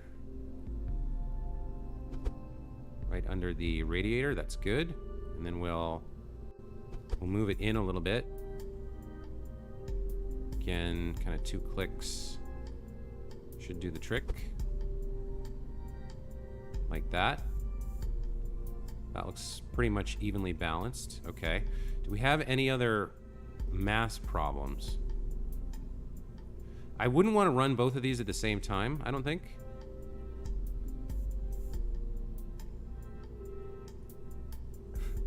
That should fix our center of mass problem.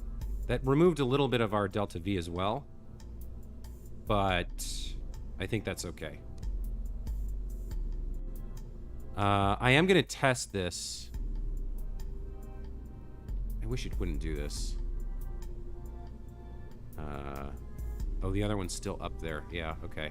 Let me just throw... Who can we throw in there? What's our backup pilot? We don't have one. All right, well, Valentina's going in then. Okay.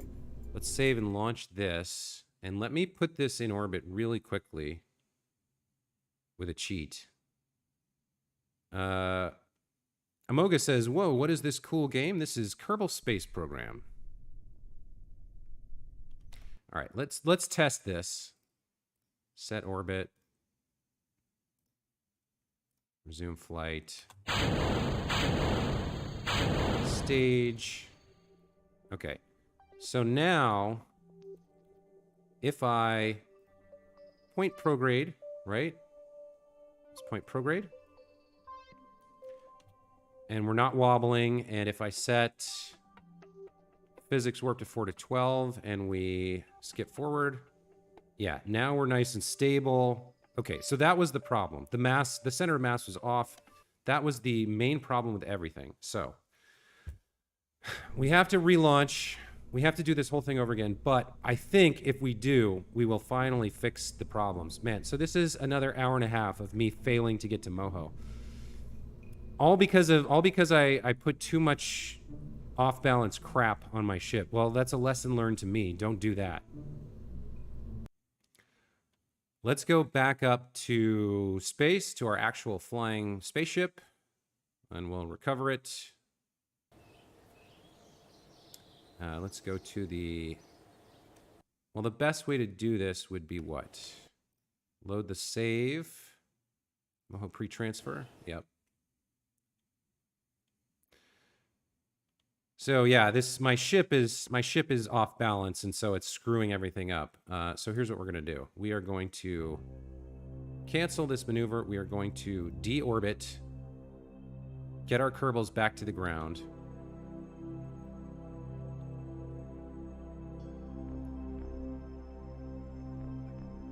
We're just gonna do this quickly, efficiently.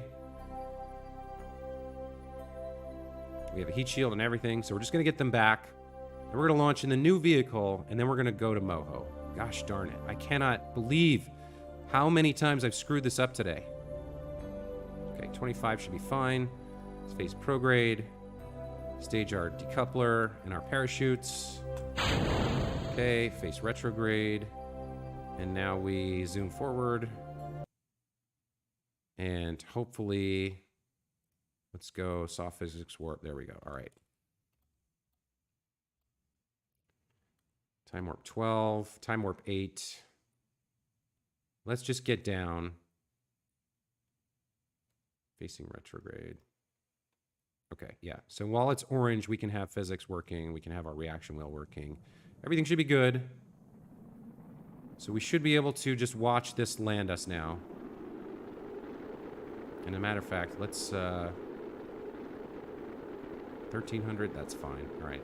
Let's just get these guys down, and we'll try again with the corrected build.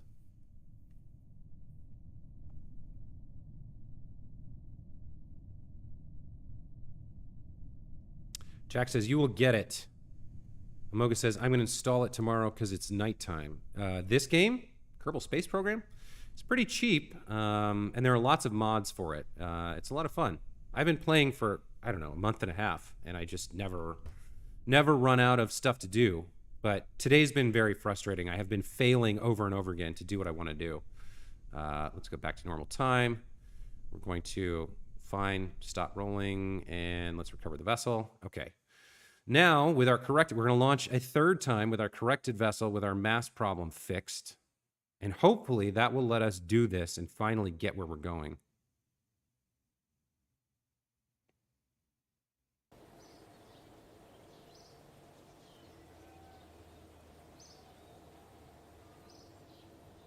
Okay. Into the hangar.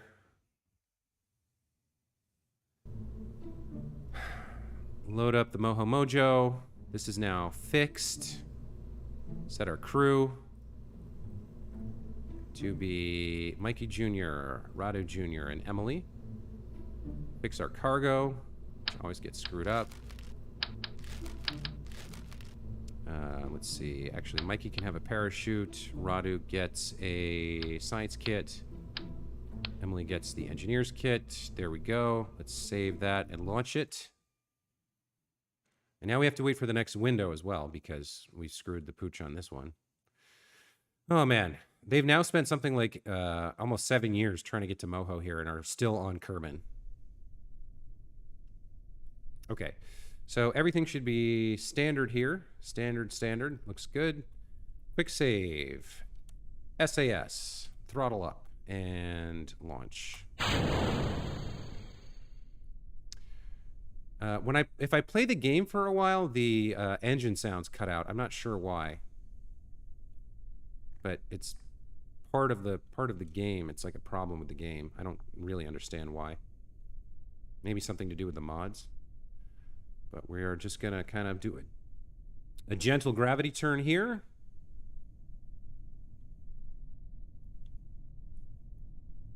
Man, I really want to get this done. You know what else? I forgot to do the fairing again. Oh man, I'm losing it today.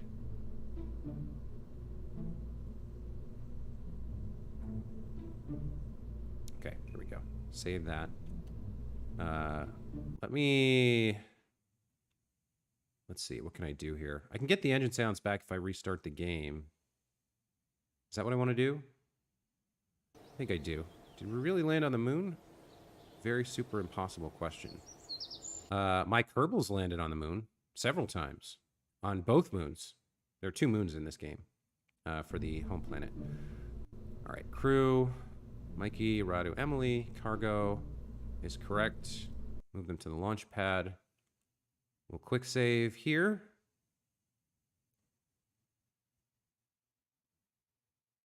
As soon as we're on the launch pad. Come on. Okay, there's our quick save. We'll quit, restart the game, get our engine sounds back.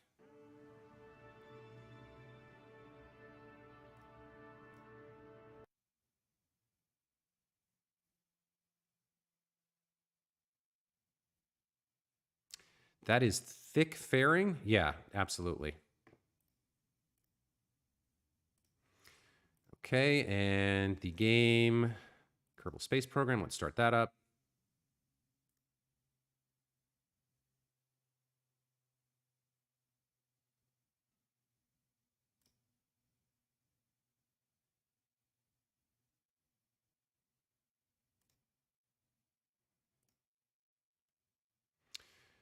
Should be getting the game back any second now.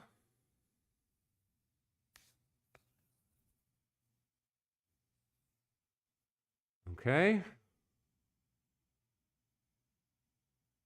And it takes a while to load because I've got a bunch of mods installed. But the cool thing is we get to see all this fun art while it's loading. No, stream isn't ended. I'm restarting the game because the engine sound goes away after an hour and a half or so. I don't know why, but I don't want to play with a silent engine. I want it to be playing. Larry, what are my thoughts for today? My thoughts for today are a number of curse words, a lot of profanity, a lot of self-anger. My thoughts for today are that this game is frustrating and I am bad at it. There you go. I mean, for one thing, when I started the stream, I streamed for about 20 minutes with the thumbnail up, which is just amateur hour. Okay. Let's fly this beast.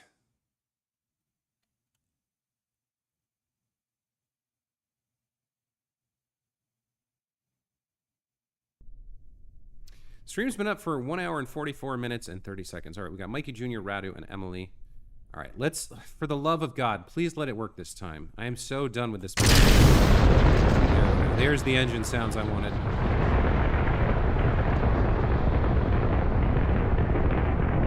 That is a big boy fairing, I'll give you that. A slight turn at 50 meters per second.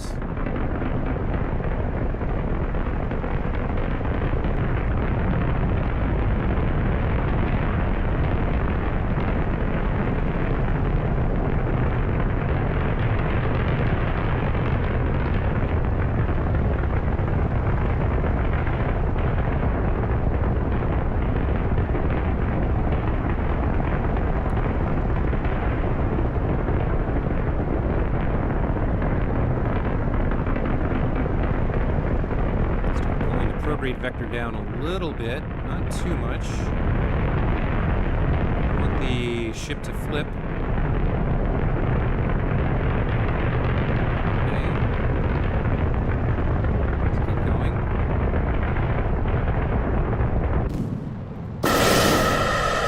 First stage away. We never had problems with this part. It was always the other part that was a problem. Okay, let's stick around 45 degrees here until we get our apoapsis a little bit higher.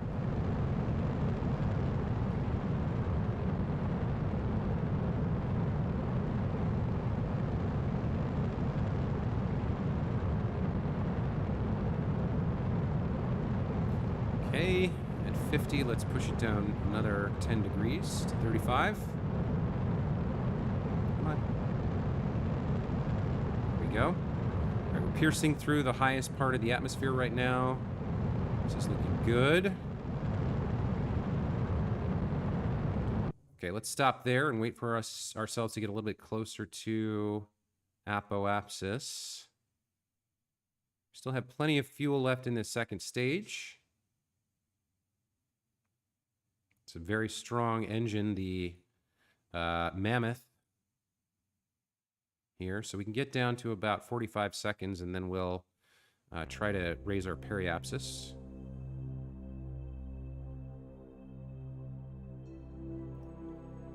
Okay.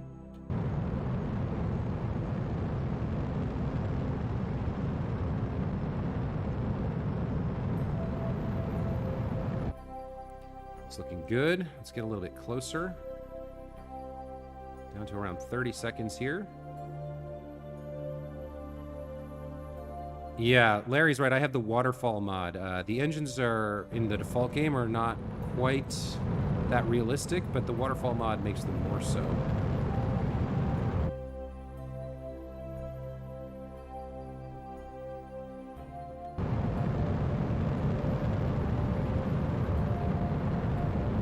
Let's burn the rest of this fuel circularizing.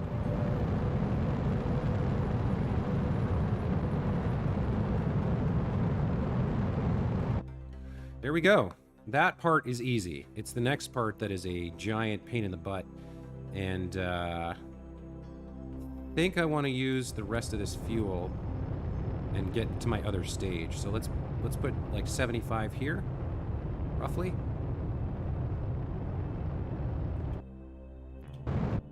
Okay. That puts us at 186. Let's swing around to the apoapsis here. And get our periapsis up around roughly the same area. Should be able to just burn out the rest of the fuel and get it without trying. Right around apoapsis here. Swing around to prograde. Around 5 seconds or so, we'll just go full bore. We should circularize nicely.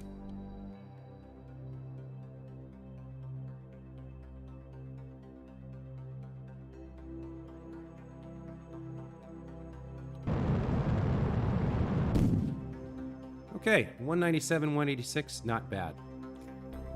All right, so now comes the real test, the final test.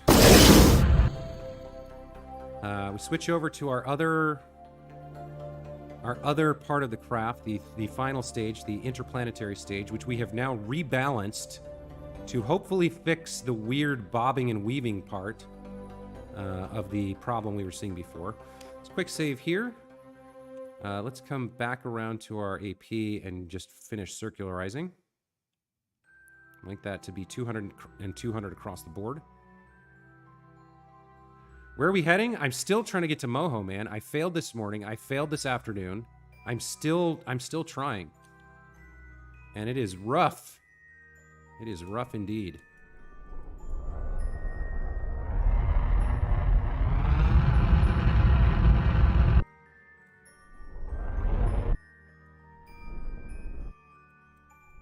Okay, 200 and 200. I like that. So we're going to save here. We're actually going to make a named save. This is going to be Moho pre-transfer again. Save that. Overwrite that. Okay. So let's go back to the tracking station. Everything up till now always worked. It was this next part that killed me over and over again this morning. So we're going to recover debris, terminate debris, recover debris. All right, and then fly the Moho Mojo. One more time. I'm going to try this one more time. Hopefully this time we can use the soft warp to get through the majority of the 8-minute burn that this is going to cost us.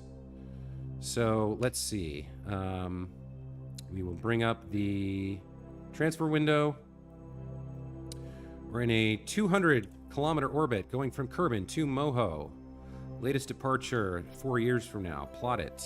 And departure is year 30, day 86. If we switch to universal time, it's saying we should go right now. That cannot be right. See, this really bugs me. It says I should go right now. All right, let's plot it. Let's see if we can get there. It says ejection delta V 2268, insertion 1900, which we should be able to more than cover. So fine, let's go ahead and let's display the...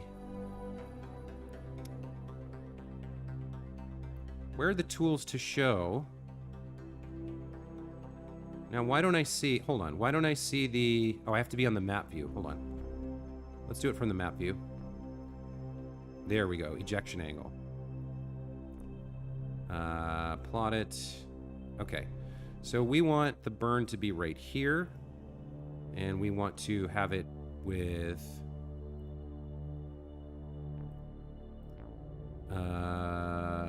prograde is 2090.3.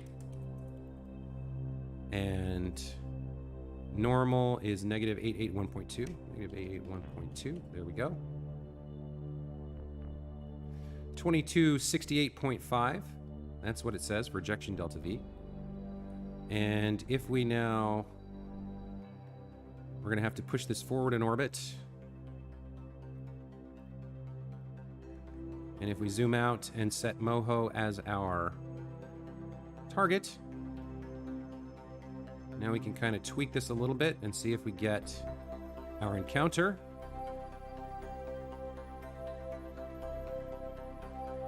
Now let's start pulling back a little bit, see if we can get... Can we get an approach? There's an approach. Okay, so we can get that. And then we can start to tweak it till it comes in a little bit closer.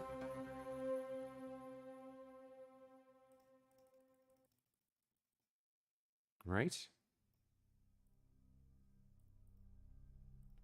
Bring it in even a little bit more. And burn a little bit more. Retrograde, bring it in a little bit more.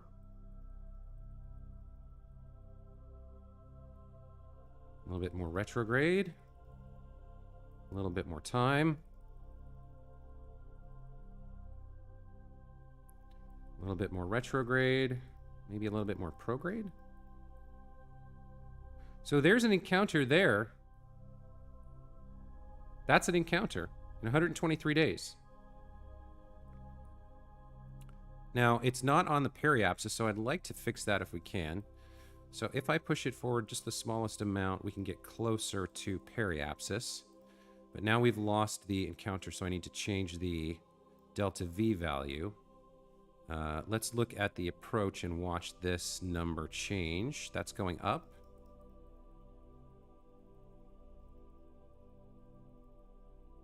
Okay, and a little bit more.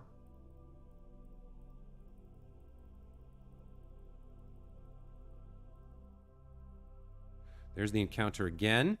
Let's keep pushing it forward towards periapsis. Now we need a little bit more prograde. Just little bits and pieces, just getting it closer and closer until it's right where we want it to be. Push it forward.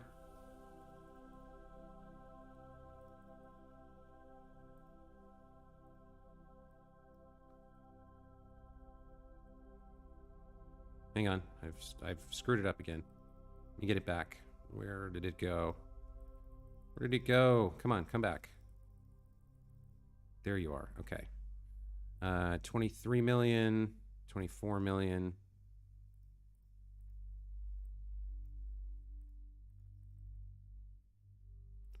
So why are we losing it now?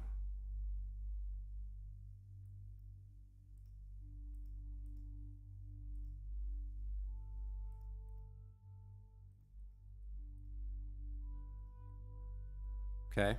I guess we can't get it right on the periapsis, so we'll have to accept.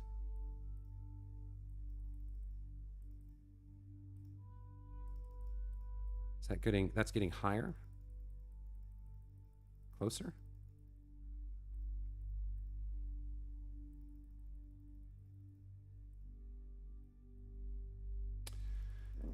Can't quite tell here.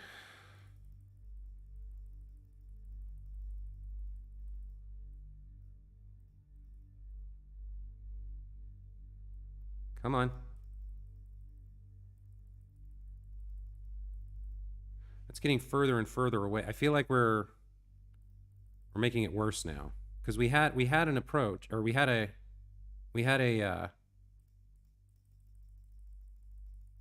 encounter. Let's get back to the encounter. I guess we can't get it perfectly on the periapsis. Okay.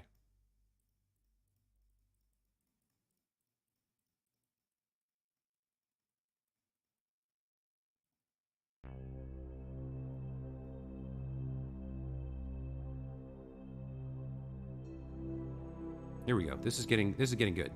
There we go. Okay, so we'll get this as low as we can get it. And we'll just live with this. So that's an approach 9.2 million miles. All right, let's just live with that. That's close to the periapsis. It's an encounter. So as long as we get this burn correct, 2253, that leaves us with 38 and change. It's close to what was originally plotted by the planner window. I'm hoping that this is enough to get us there. So this is what we're gonna do. So there's the quick save. Let's switch back to the craft. Let's point towards our maneuver. Let's set up our physics work 412. Let's jump forward to the burn.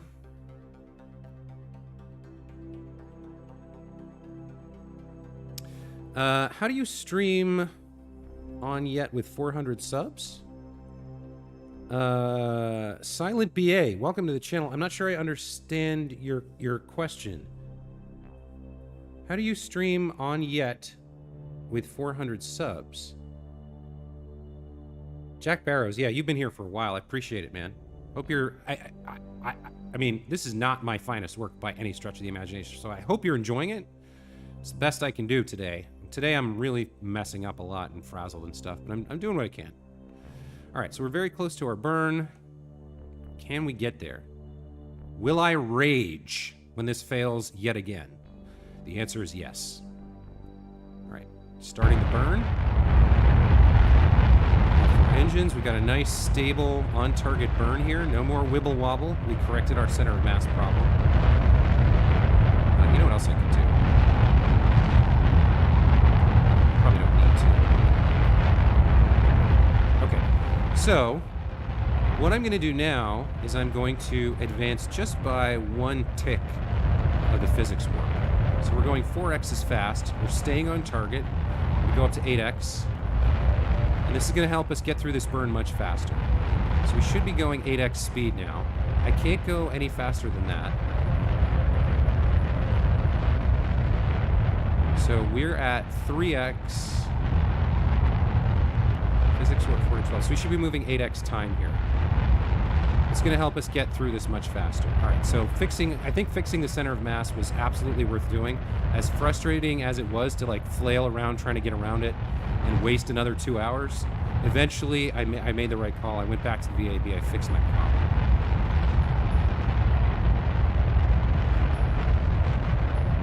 Okay, so this is much, much better. We're gonna get down to 1 minute. And then at 1 minute, well, we'll see about that.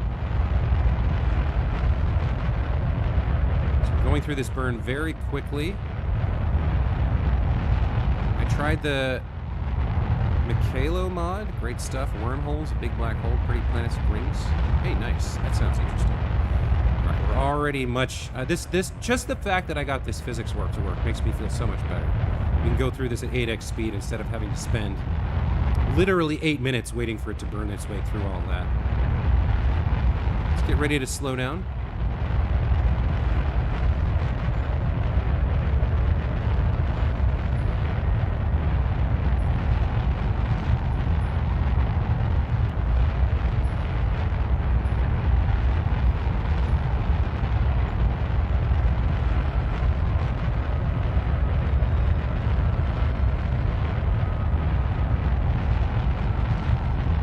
Okay, back to normal speed. We've got 1 minute left on this burn. So I'm going to come out here. And now we still... The plotted course says we should be on target for an intercept, an encounter with Moho. So we should be at 3,956,000 when this finishes. I'm gonna get this as close as I can. And then at the last second, I'm going to throttle it down and try and get, like, really perfect on target because Moho's so small. But if I get these numbers to match and we still lose the encounter and it shows up over there, then I'm quitting this game forever. No, I'm giving up for today, probably. But I just can't. I can't sit here and do this again and again and again. Somehow I got my probes out here, so the Kerbals should be able to as well. It must have been the mass problem. It must have been the off-balance nature of the vessel before. That has to be what was causing it. So now that I fixed it, please, Lord, let this work. All right, I'm in position. I'm going to speed us up a little bit more just to get through these last few seconds.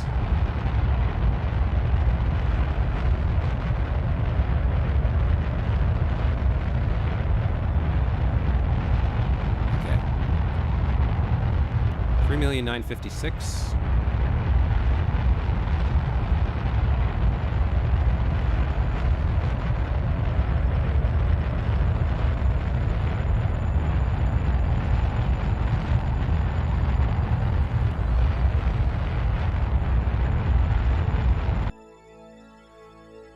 Why does it say I have 14 minutes left?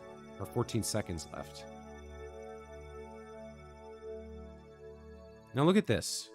3,956,399.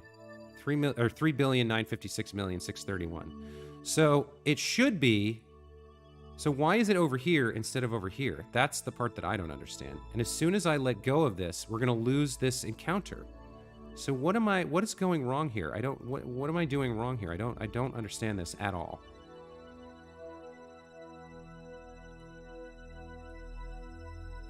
And now the encounter has disappeared again. See, we've lost it. What is going wrong with the calculation? Is it too long? Is 8 minutes too long to burn to be able to... Are we just too far away from where we're supposed to be going? Maybe? All right. We can try a mid-course correction. Anybody ever did a Grand Tour stream in real time? No, that would take... You can't do anything in real time. Because it takes like 130 days to get... It would take 5 days just to get to the moon. So you can't do a real-time stream of that. That would be insane. So something about the fact that we're burning for 8 minutes straight is making this calculation fail. It's like we're not ejecting at the right angle or something. So I'm going to start messing around with things here and see if we can't somehow make this happen, I guess. I don't know what else to try.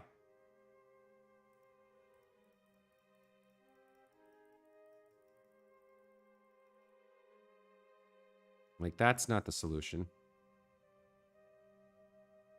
That's not the solution. Okay. Let's cancel that.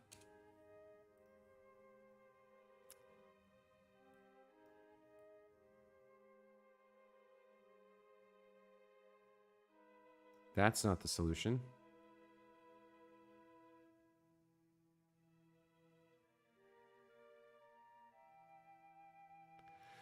That's not it either. Geez, I don't know.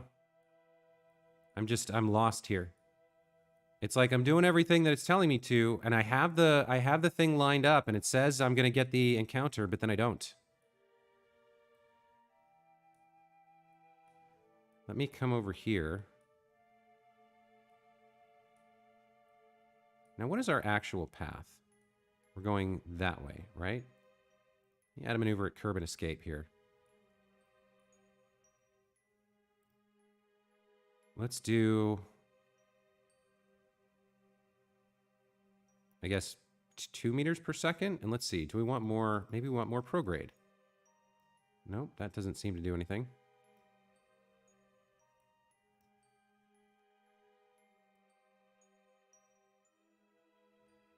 Like I'm not seeing any approaches at all. You know? I don't see anything.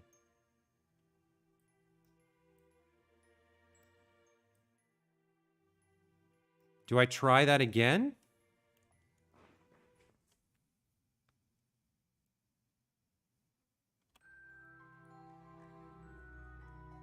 What's going wrong here? I'm doing everything it's telling me to.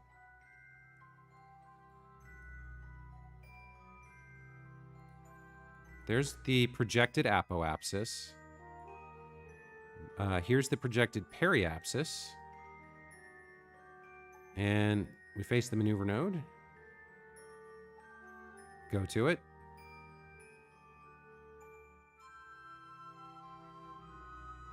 Execute our plan.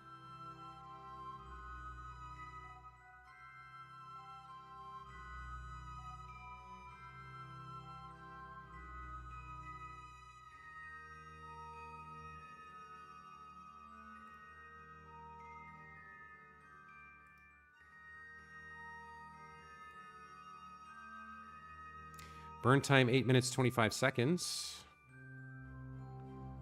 Start the burn in 5, 4, 3, 2, 1. Burn.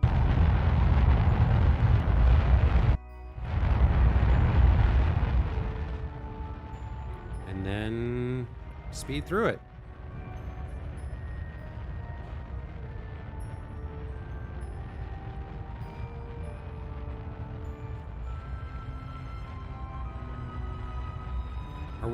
Are we not like actually going along this path? Is that what's happening? It says we're shooting off here. Where's our actual path at the moment? It's the blue one?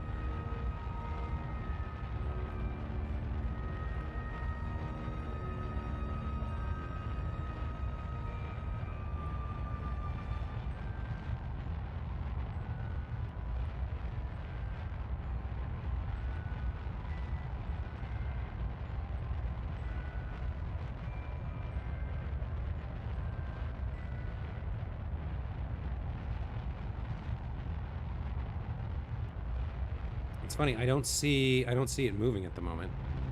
I guess we haven't burned enough to escape Kerbin yet. Let's speed back up.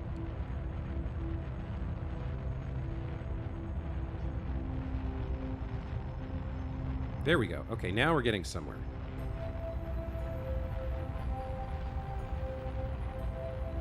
So these two values should meet, and these two values should meet. They should like come right on top of each other, basically, and I'm not sure why they aren't.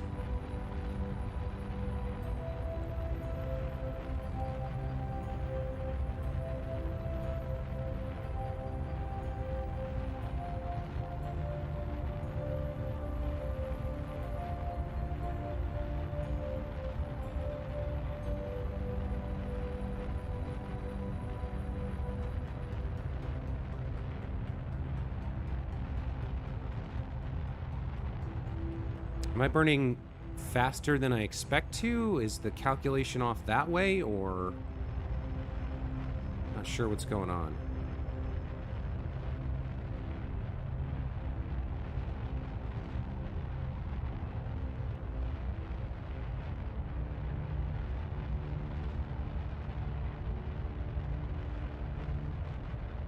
I'm gonna try this one last time.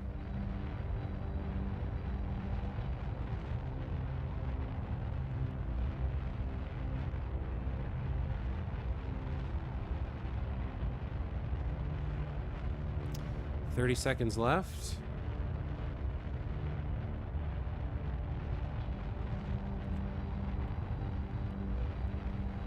So it's like it's not... Is it dropping? 13... It's like I'm burning too long, or I don't know.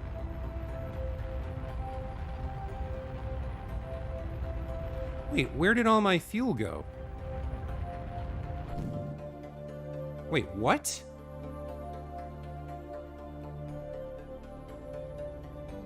Try only prograde and curb, and the inclination at the A and D much more efficient. Midnight. That would only work if like that if you accelerated instantly. That's why mid-course correction is almost always necessary. Where did all my fuel go? What was that? How did I burn through six? Oh, you know what? Ah, I understand what's happening. The physics warp. The physics warp is not working correctly, and I'm burning through my fuel too quickly. Which means I really have to sit here and do another 8.5 minute burn. I think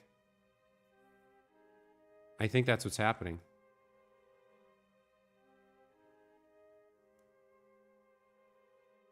Because there's no way I burn through 6,000 meters of fuel with this burn.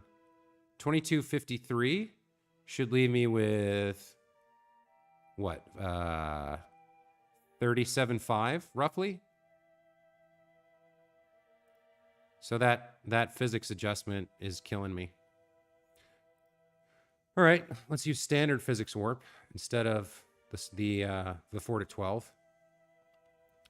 Let's save here. We're 42 seconds out. We can try it at 3x speed, I guess, and see how that works.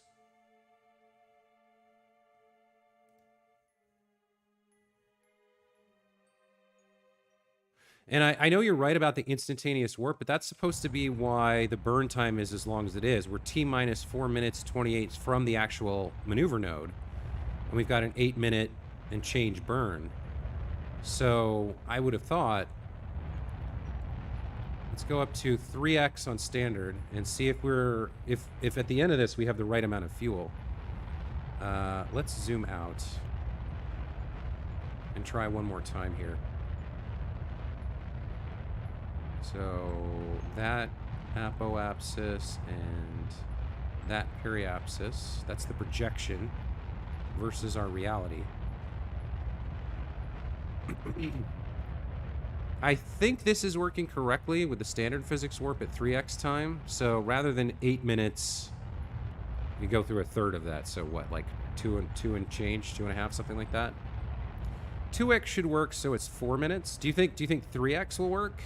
Or is that risky? The moon's not in the way. Yeah, not this time.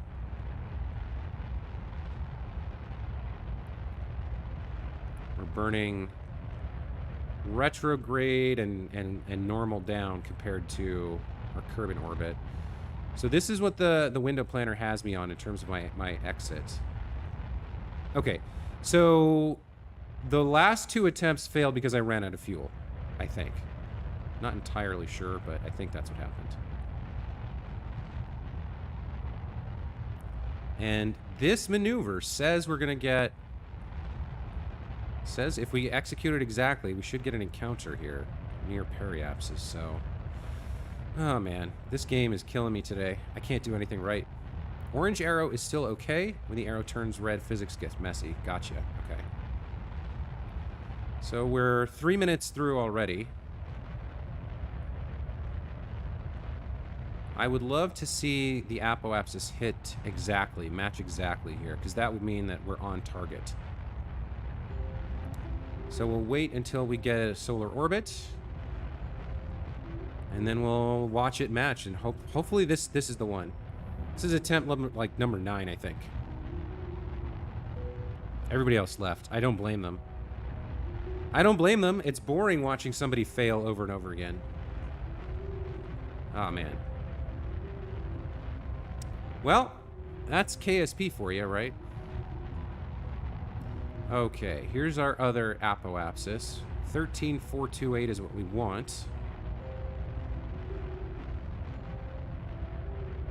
Because we're burning from the... We're burning in this direction. We're pushing ourselves in this direction, which slows us down and lowers our AP. That makes sense. Okay.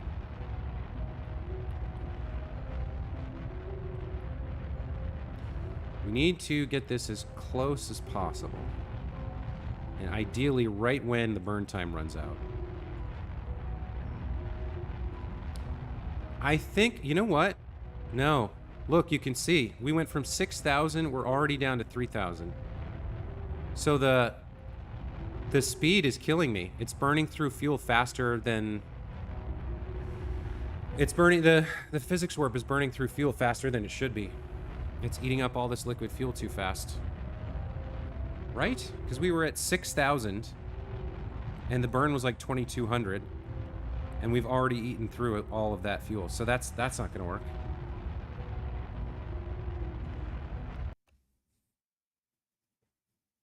God damn.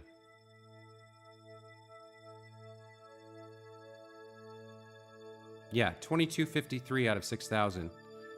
Should be well over 3,000. So we can't... I don't think we can warp at all. I think we just have to do this ridiculous 8-minute burn.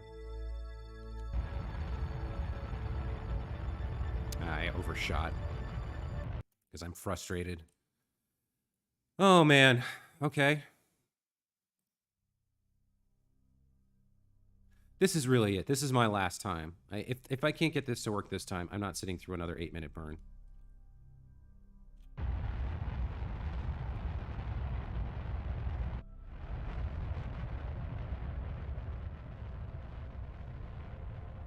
So the problem is I gotta sit here for 8 minutes now because any warp at all eats through my fuel too fast. So these engines are great in that they're very efficient, but their impulse is low, and the problem is, with the TWR 0.4, this burn takes forever. Now, I could go back and once again rebuild the whole ship and put it into orbit again and try again, but even if I put 4 more engines on, it'd still be like a 4-minute burn or whatever. That's killing me. I think it's the plane change, never seen warp do something like this. I mean, maybe. Maybe it's because I have 2 components. You could be right about that. So I have both a prograde and an anti-normal component to this burn. Maybe it's got a problem with it. Maybe the way it calculates it uses these numbers in a way that's incorrect. Because the actual total amount of fuel should be this value.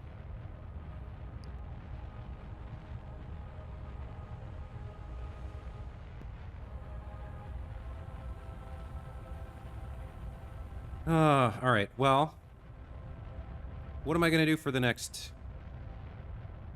8 minutes while this happens? I guess I could read copyright-free stuff.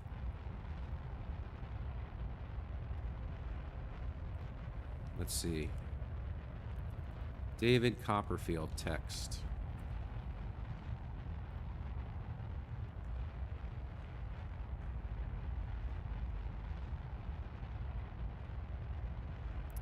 Chapter 1, I Am Born. Whether I shall turn out to be the hero of my own life, or whether that station will be held by anybody else, these pages must show. To begin my life with the beginning of my life, I record that I was born, as I have been informed and believe, on a Friday at 12 o'clock at night. It was remarked that the clock began to strike, and I began to cry simultaneously. In consideration of the day and hour of my birth, it was declared by the nurse and by some sage women in the neighborhood who had taken a lively interest in me several months before there was any possibility of our becoming personally acquainted, first, that I was destined to be unlucky in life, and secondly, that I was privileged to see ghosts and spirits, both these gifts inevitably attaching, as they believed, to all unlucky infants of either gender, born towards the small hours on a Friday night. I need say nothing here on the first head because nothing can show better than my history whether that prediction was verified or falsified by the result. On the second branch of the question, I will only remark that unless I ran through that part of my inheritance while I was still a baby, I have not come into it yet. But I do not at all complain of having been kept out of this property, and if anybody else should be in the present enjoyment of it, he is heartily welcome to keep it. I was born with a call, which was advertised for sale in the newspapers at the low price of 15 guineas. Whether seagoing people were short of money about that time, or were short of faith and preferred cork jackets, I don't know. All I know is that there was but one solitary bidding, and that was from an attorney connected with the bill-broking business, who offered £2 in cash and the balance in sherry, but declined to be guaranteed from drowning on any higher bargain. Consequently, the advertisement was withdrawn at a dead loss, for as to sherry, my poor dear mother's own sherry was in the market then, and 10 years afterwards, the call was put up in a raffle down in our part of the country to 50 members at £0.50 a head, the winner to spend 5 shillings. I was present myself, and I remember to have felt quite uncomfortable and confused at a part of myself being disposed of in that way. The call was won, I recollect, by an old lady with a hand-basket who very reluctantly produced from it the stipulated 5 shillings, all in halfpence and 2 halfpenny short, as it took an immense time and a great waste of arithmetic to endeavour without any effect to prove to her. It's a fact which will be long remembered as remarkable down there that she was never drowned but died triumphantly in bed at 92. I have understood that it was to the last her proudest boast, that she never had been on the water in her life except upon a bridge, and that over her tea, to which she was extremely partial, she to the last expressed her indignation at the impiety of mariners and others who had the presumption to go meandering about the world. It was in vain to represent to her that some conveniences, tea perhaps included, resulted from this objectionable practice. She always returned, with greater emphasis and with an instinctive knowledge of the strength of her objective, "Let us have no meandering." Not to meander myself, at present. I will go back to my birth. Where are we? Still 5 minutes out on this insane burn after all that reading. Gosh, that is frustrating. To do this in real time is so annoying. Well, we don't have a choice. We're not even outside of Kerbin's sphere of influence with this burn yet. I gotta keep going. We might be alone. Yeah, I think we are. Back to David Copperfield, I guess. I was born at Blunderstone in Suffolk, or thereby, as they say in Scotland. I was a posthumous child. My father's eyes had closed upon the light of this world 6 months when mine opened on it. There's something strange to me, even now, in the reflection that he never saw me, and something stranger yet in the shadowy remembrance that I have of my first childish associations with his white gravestone in the churchyard, and of the indefinable compassion I used to feel for it, lying out alone there in the dark night, when our little parlour was warm and bright with fire and candle, and the doors of our house were almost cruelly, it seemed to me sometimes, bolted and locked against it. An aunt of my father's, and consequently a great aunt of mine, of whom I shall have more to relate by and by, was the principal magnate of our family, Miss Trotwood, or Miss Betsy, as my poor mother always called her, when she sufficiently overcame her dread of this formidable personage to mention her at all, which was seldom, had been married to a husband younger than herself, who was very handsome, except in the sense of the homely adage, handsome is that handsome does, for he was strongly suspected of having beaten Miss Betsy, and even of having once, on a disputed question of supplies, made some hasty but determined arrangements to throw her out of a 2 pair of stairs window. These evidences of an incompatibility of temper induced Miss Betsy to pay him off and effect a separation by mutual consent. He went to India with his capital, and there, according to a wild legend in our family, he was once seen riding on an elephant in company with a baboon. But I think it must have been a baboo, or a begum. Anyhow, from India tidings of his death reached home within 10 years. How they affected my aunt, nobody knew. For immediately upon the separation, she took her maiden name again, bought a cottage in a hamlet on the seacoast a long way off, established herself there as a single woman with 1 servant, and was understood to live secluded, ever afterwards, in an inflexible retirement. My father had once been a favourite of hers, I believe, but she was mortally affronted by his marriage, on the ground that my mother was a wax doll. She had never seen my mother, but knew her to be not yet 20. My father and Miss Betsy never met again. He was double my mother's age when he married, and of but a delicate constitution. He died a year afterwards, and as I have said, 6 months before I came into the world. This was the state of matters on the afternoon of what I may be excused for calling that eventful and important Friday.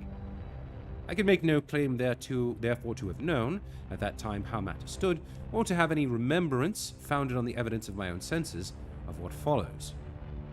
My mother was sitting by the fire, but poorly in health and very low in spirits, looking at it through her tears and desponding heavily about herself and the fatherless little stranger who was already welcomed by some grocers of prophetic pins in a drawer upstairs to a world not at all excited on the subject of his arrival. My mother, I say, was sitting by the fire that bright, windy March afternoon, very timid and sad, and very doubtful of ever coming alive out of the trial that was before her, when lifting her eyes as she dried them to the window opposite, she saw a strange lady coming up the garden. 3 minutes left. Larry, yes, I was a software engineer. I was a software engineer for 20 years or so, roughly. All right, so we finally have another a solar orbit here to measure. And we're burning the correct amount of... No, we're not burning the correct amount of fuel. Okay. This is strange. So is this number wrong?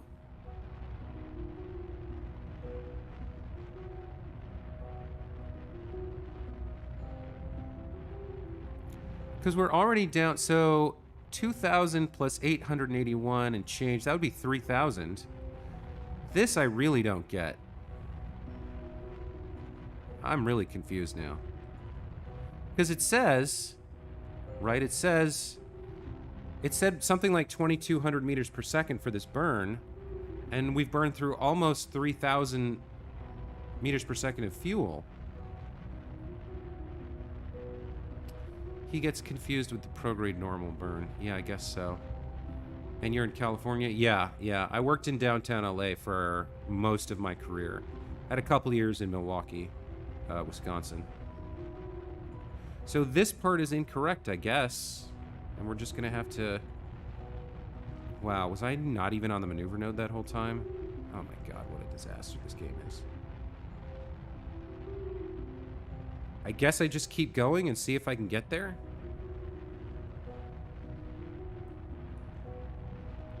At least if I can get the encounter, I can try for an orbit. I don't know if I'm going to have enough, though. God, what a shit show. How did I do this before? I did this twice before with the probes. It doesn't make any sense. Am I trying to... Is it because I'm trying to move too much mass?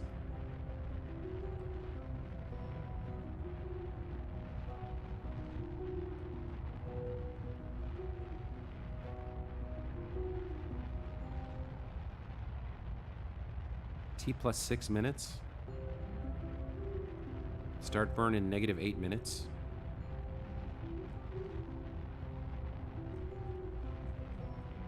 Is there... There's not some problem with the engines, right? I've got all 4 of them burning at 100%.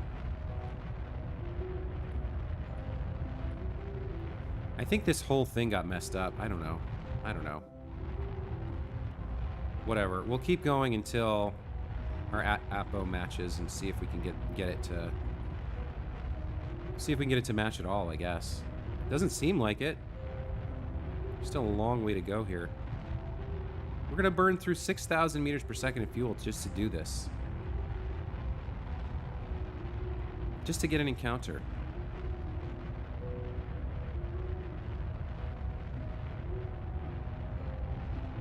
Let's see the ship. You're already way off. Yeah, look how... I don't understand this at all.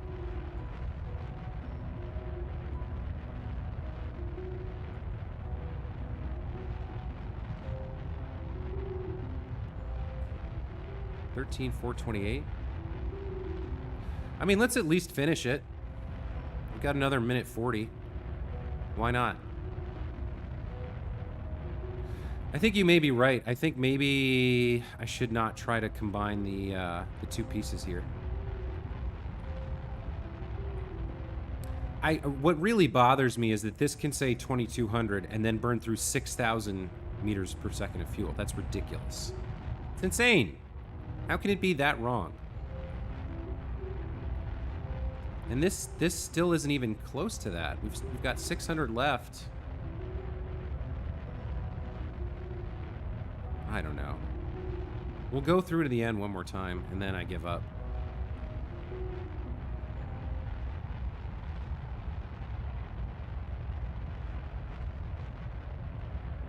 We burned through over 4,000 meters per second of fuel. I don't understand.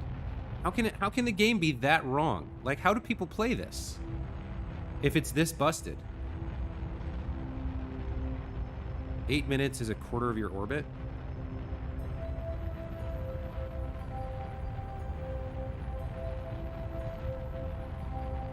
I don't get it, man. We're supposed to be over here?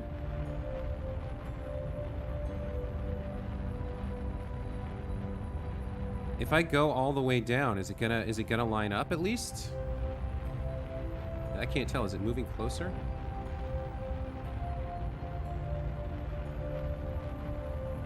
Or is it this one? No, it's the blue one that should be moving, right?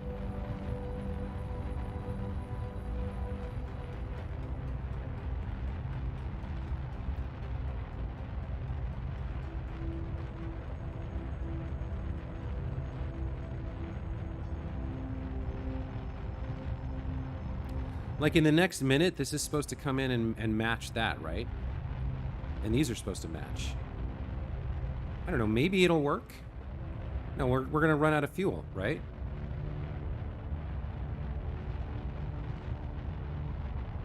This is crazy. This is just insane, man. Look, the burn time is just hovering here at 57 seconds, like 50, like we're not moving at normal time. I don't know what is going on with the game, but this is nuts, man. This can't be right.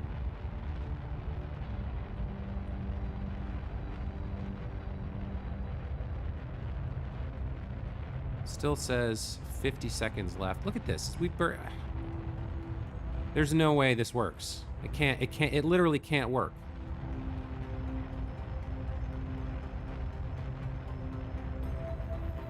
Man, this sucks. This sucks. I did everything the tool said to do and it doesn't work.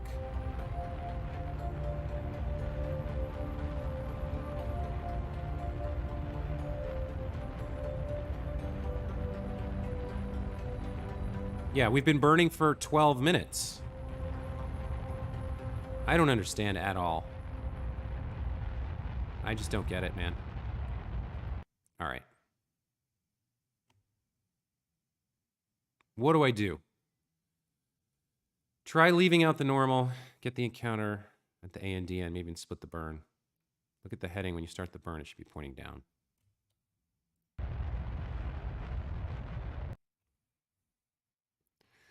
I don't know, man. I'm fed up. You know, I did everything right. I did everything the way I'm supposed to do it, and it doesn't work.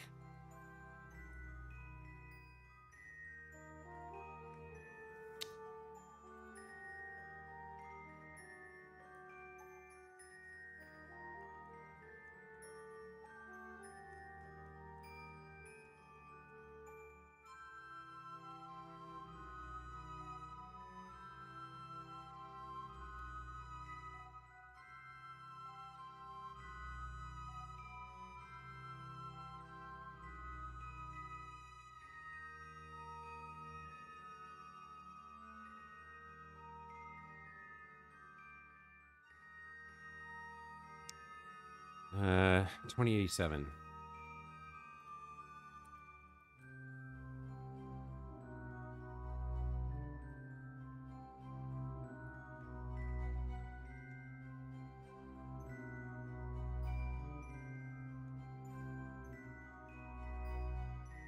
All right, that gets us in roughly the right place, and then we can try a mid-course, I guess.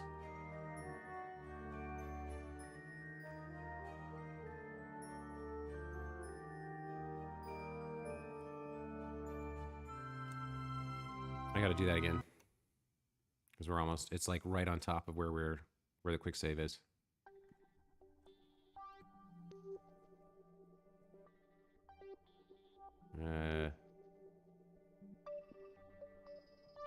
Plot it, show ejection angles.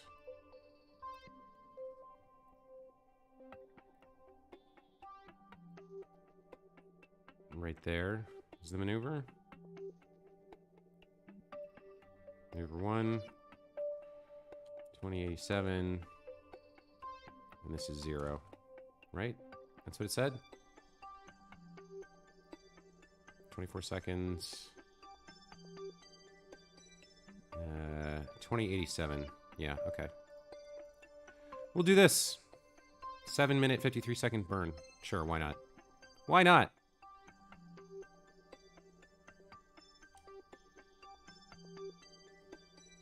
Okay. So this should burn 2,000 DV. We should be down around 4,000. And I'm going to see if the soft physics warp, or the physics warp stuff works now.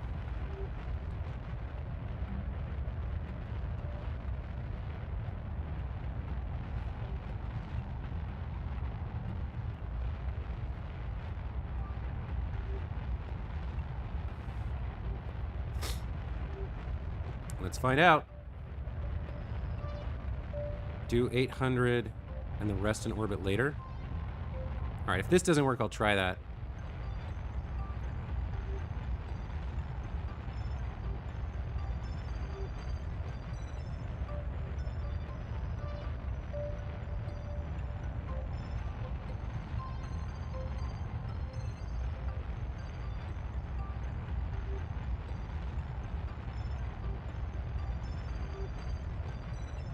I think it's calculating the fuel correctly this time, at least.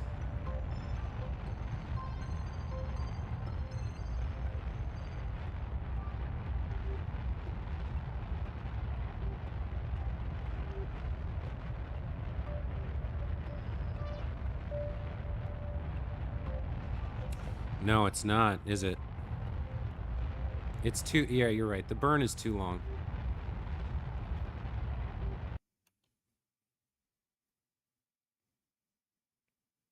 Splitting burn aside stuff took me a bunch of tutorials. Yeah. Oberth effect or whatever. Okay. Let's do 500 here.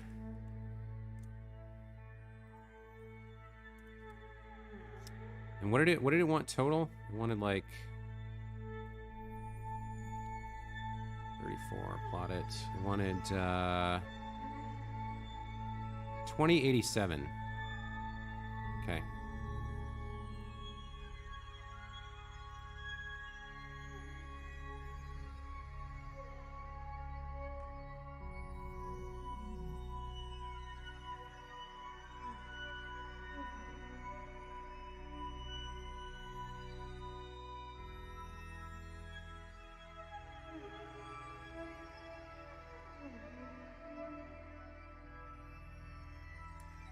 $20.87. And right on that little line right there. Okay, we'll try it like this. So first burn 500.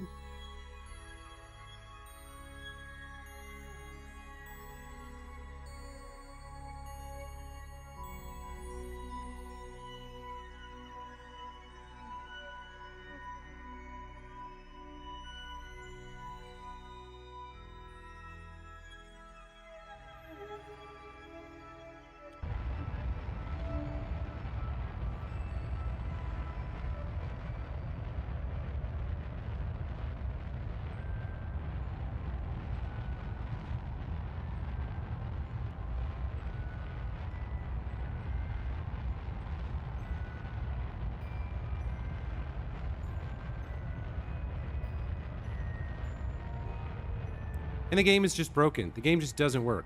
Because look at this. We do a 500 meter per second burn, and it burns through 1,000 meters per second of fuel. What is that? What is that? Is that because of the... Is that because I'm warping? Or is it the same Is something wrong with the ship? I don't... Jesus Christ.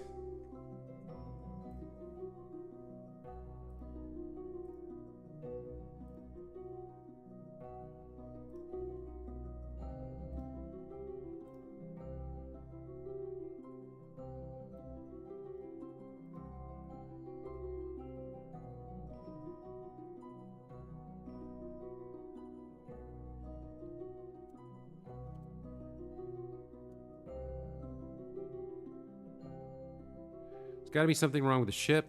You're not burning prograde. It has to correct too much because the burn is too long. There's got to be something wrong with the ship. I mean, it's got 4 engines. 1, 2, 3, 4, 5. Oh, wait a minute. Wait a minute. Maybe it's... God, maybe it's my fault. Maybe I offset them too much. Maybe they're too far inside. Oh, that could be it. That very well could be it. Maybe they're too far offset inside the fuel tank and the point at which they burn. Oh my god. Oh my god. That's got to be it.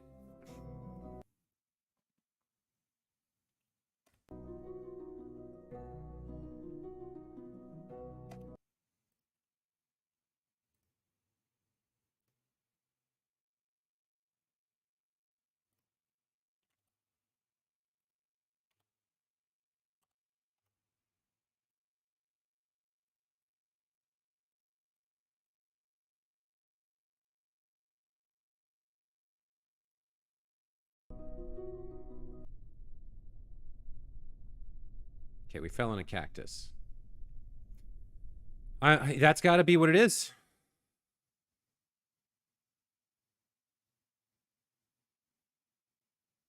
That has to be what it is. Okay. Let's see. I bet that's exactly what the problem is. All right, so we recover the ship. Go to the VAB. Undo my offset genius, where I'm like, I'm so smart, I'll push it up inside.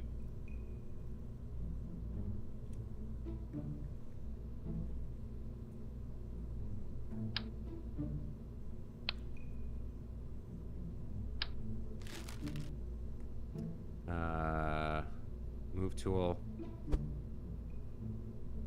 So we need to offset this even more, I guess.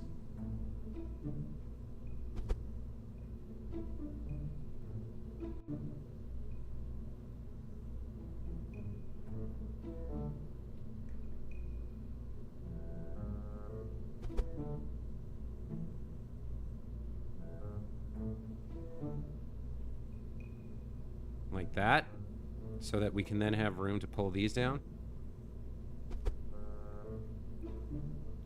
So these engines, I stuck them way up inside, but I think having the bells that far inside is causing the problem. I think you're absolutely right. I think having the bells that far inside is like cutting off half the thrust. And I think this is probably why I was having this weird, oh, let's burn 6,000 DV of fuel to do a 500, you know. I think it's my fault for doing it this way.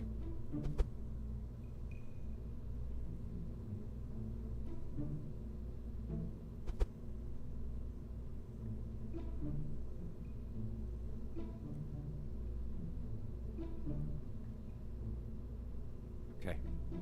Now I have to redraw the fairing. I bet this is what it is. Okay.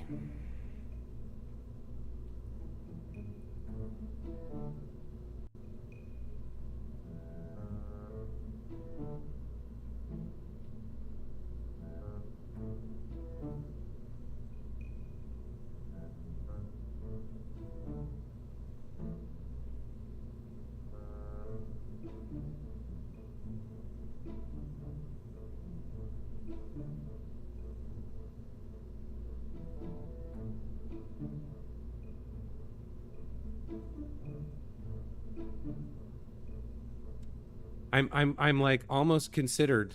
I'm almost certain that's exactly what the problem was. One is lower. Yeah, you're right. One is lower. Well, Let's pull them all out so that they're even.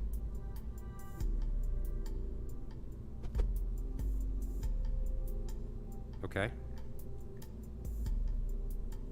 Let's save that and check our crew. Of course, why does it always... I can't... It just won't... There's so many problems with this game. I'm starting to lose patience with the stupid choices it makes. It's like, hey, let's just ignore everything you've done before and reset it as soon as you come back to the... You know? Oh, look, it's done it again.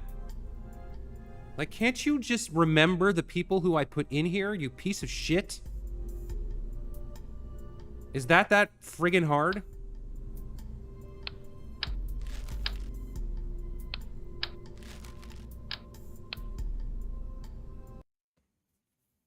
God damn. Jack Barrows, welcome back to the channel. So I had the engine bells for my engines buried inside the tanks for aesthetic purposes. And I think we now think that was like the problem, or part of the problem anyway. I am not going to bother. Like I've launched this successfully to orbit 5 times. I don't need to do it again. Set the orbit just like that. Resume flight.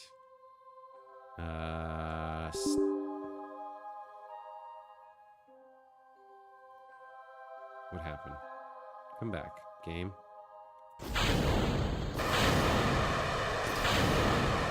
Okay. So now we're back in orbit with our thing here, right? We're back in orbit. If we... Let's go here. Let's SAS. Let's orbit 200K. 200K to Moho, plot it. I'm going to go basically right now. Let's go to the map screen so we can show the ejection angle. Show ejection angles. Okay. I'll come over here. Add maneuver. Get 500 delta V in here.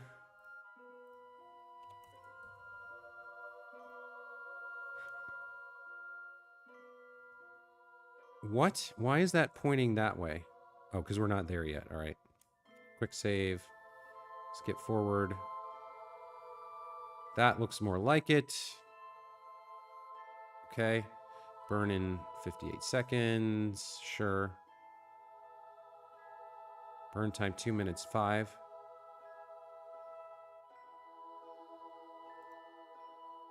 Okay. SAS, maneuver, 6,500. Burn. Warp ahead.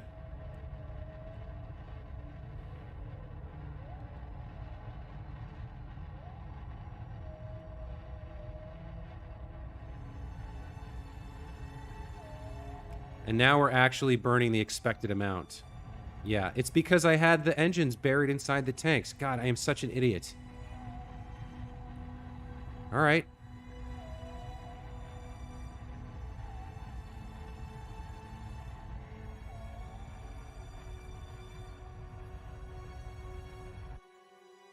Okay, 0.4.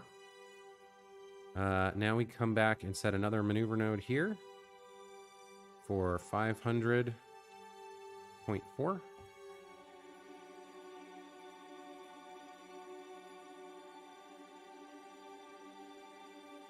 That's fine.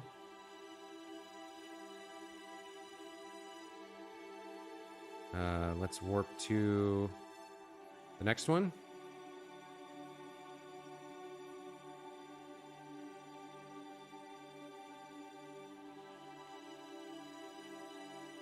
Quick save again.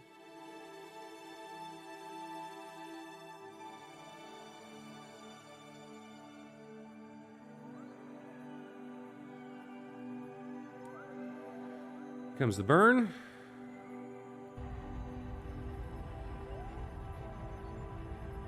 Time warp through it. Well, you know what? At least that explains why everything was such garbage today.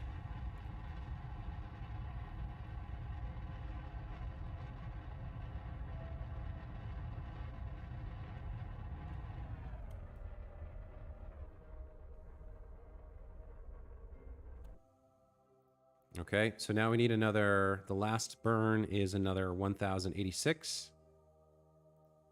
Oh, we're on our, well, cripes. We're already on an exit trajectory, so we need another 1086 right now.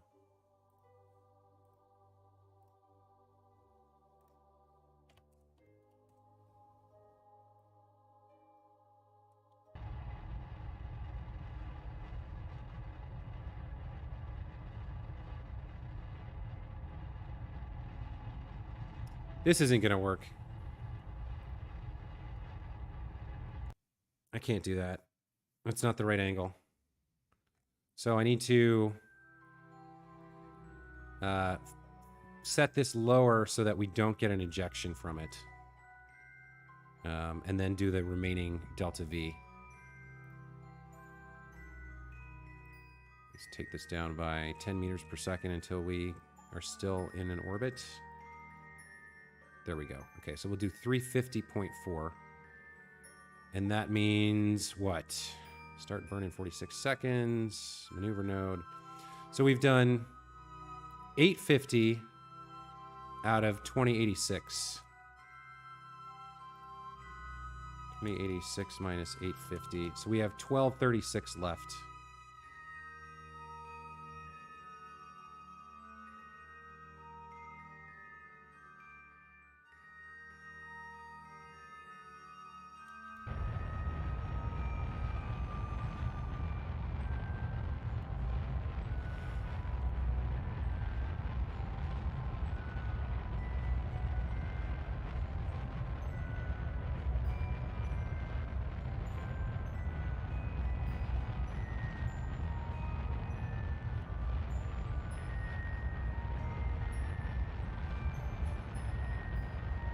Keep burning. Yeah.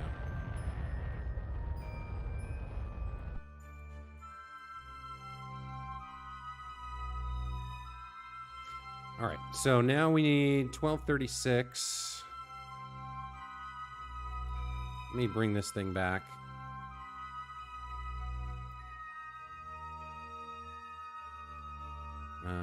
So let's show ejection angles. Let's get this back right here. Add maneuver. And prograde was 2078. Okay. 2078 minus 850, roughly. Let me do that. 2078 minus 850 leaves 1228. So 1228.7.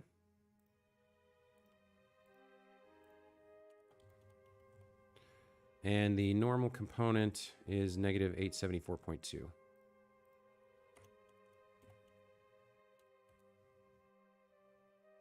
And now this should work because now our engine nozzles aren't stuck in the middle of the goddamn tanks. So I'm doing this. This is what I'm doing next. This is a 5-minute burn. And then we're out of here. And we'll do our mid-course correction and see what happens. Okay. Quick save. Leap forward. Through our... Well, now I'm screwed because now I'm 22 days off.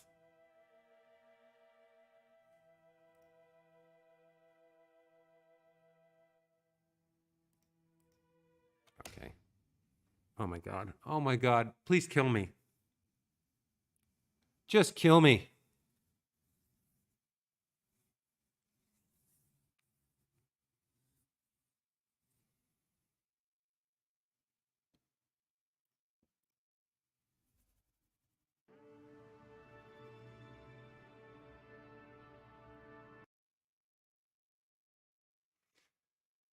Ah, God damn it.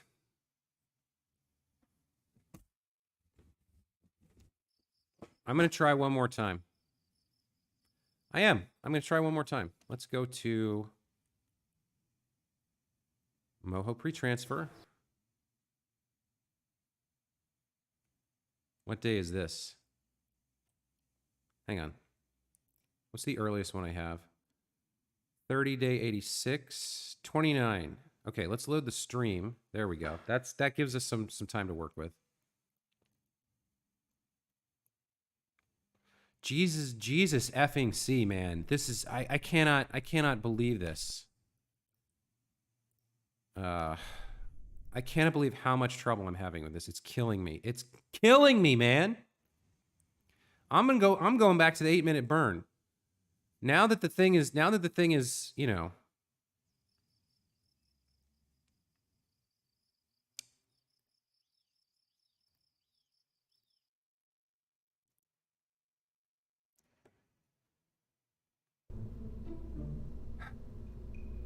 Oh, Mojo. Yeah, this is with the corrected bells, the corrected drills. All right, so Mikey Jr., Radu Jr., Emily. That all looks good. Save, launch. Cheat to orbit.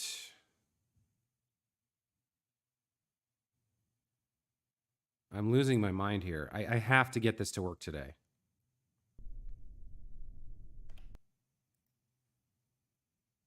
Set orbit, 800,000. There we go. Resume flight. Okay.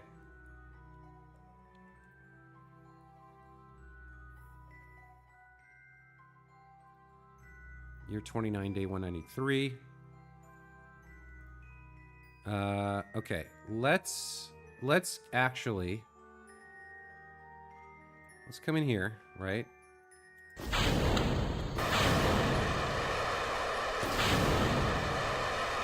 Let's get our ship going, right?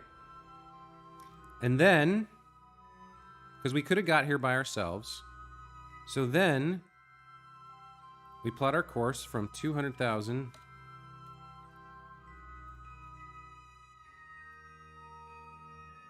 we're going to go to year 30, day 89 this time for some reason. Okay. Year 30, day 89 is going to be, well, let's just wing it. Year 30.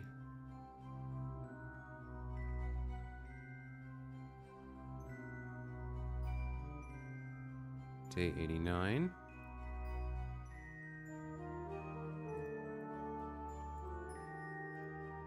Switch over to 5 warp here.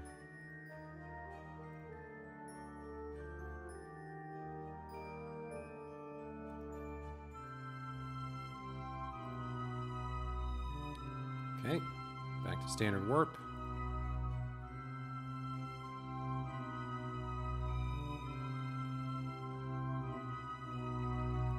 Okay, day 88. I somehow pulled that off. Okay. All right.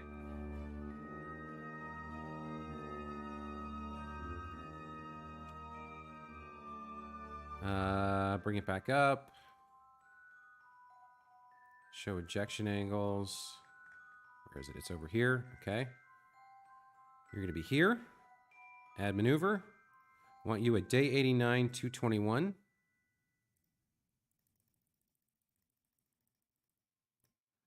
Day 89, 0034. There we go. 233. That's pretty close. I'll take it. Ejection prograde 2062.6. 2062.6. Ejection normal negative 805.6. Negative 805.6. Zoom out.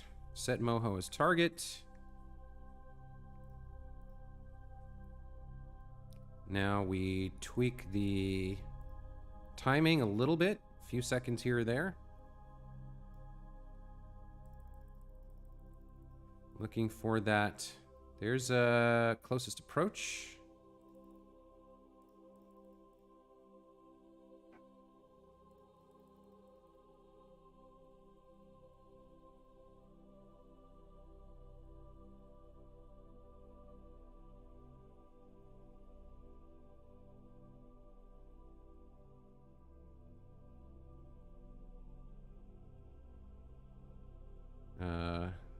Are we going up here or down? We're going up.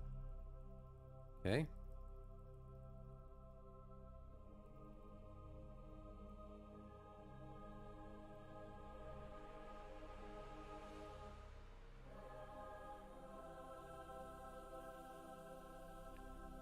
Bring it back in. I think we're doing it wrong now. Come on. Where's that encounter?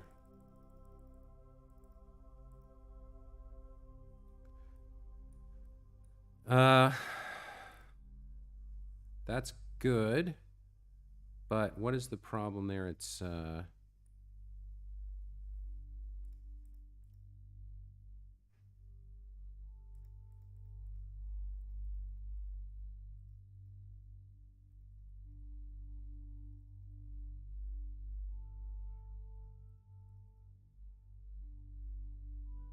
I can't tell. It seems like we're making it worse.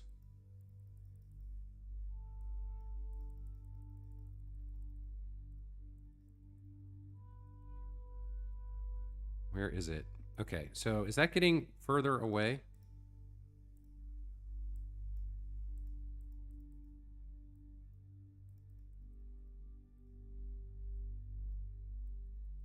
Yeah, okay. Yeah, we're making it worse.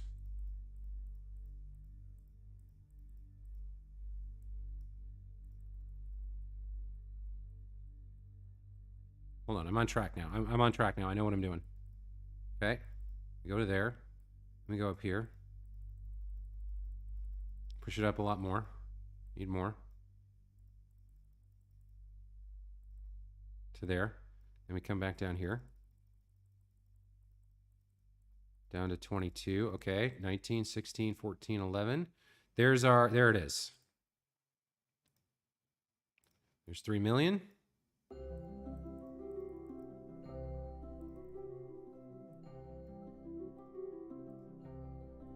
2.6. Okay. There we go. Now we've got our encounter, right? Okay. So start burn in 2 days, burn for 8 minutes, 17 seconds, quick save, and let's get this thing going. That should leave you with 3,200 for injection and mid-course correction. I just love this game, even though I think it's very unrealistic. We're never even going to get close. Mars and Venus is the limit. Yeah, I agree. Well, I mean, eventually, like 1,000 years from now, if we haven't all killed each other, we might have a better understanding of the fundamentals of physics, things that we can't even grasp today that might let us go a little bit further, a little bit faster. Might have a better grasp of human anatomy and, you know, time shifting humans through cryogenesis or some other type of, you know, deep sleep or something. Kind of medical monitored coma, or, you know, maybe we learned enough about DNA transcription to kind of make immortals or something. I don't know.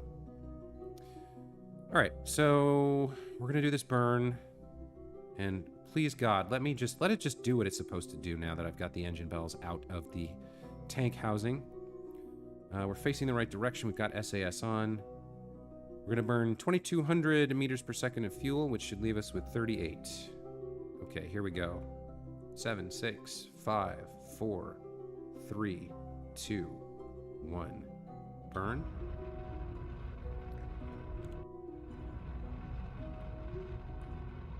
So now that the engine nozzles are not buried inside the tank, I think we're getting the full amount of thrust. And we are going to go back to the map view here, and we are going to soft warp forward through this 8-minute burn. And we're going to see if we get on target here. If this doesn't work, I don't know what I'm going to do. I'm going to quit for today, that's for sure. I'll tell you that much.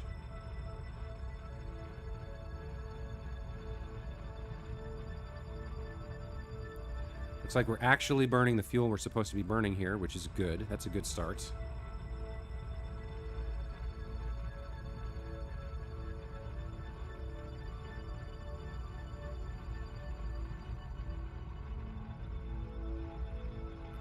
Is it gonna work? Maybe. Maybe, maybe, maybe. That apoapsis on the screen moving closer to where it's supposed to be is a good sign.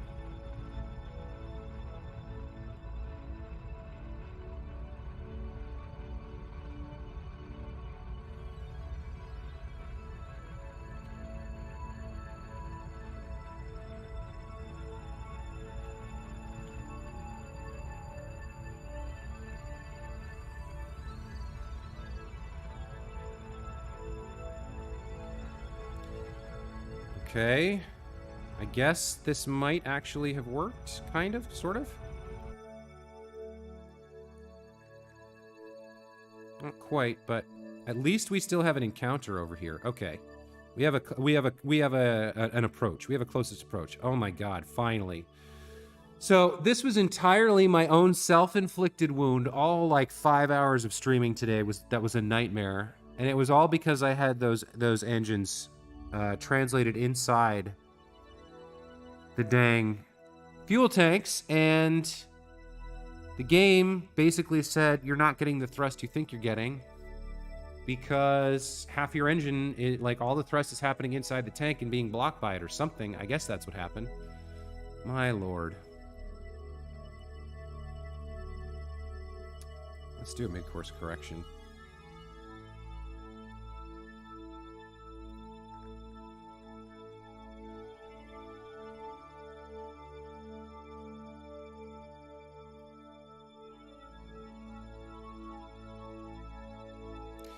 $29,000 separation. What do we want to do here?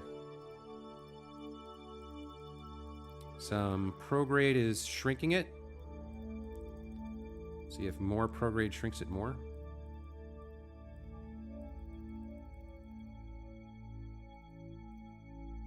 So we can get it closer, but then something happens. I think...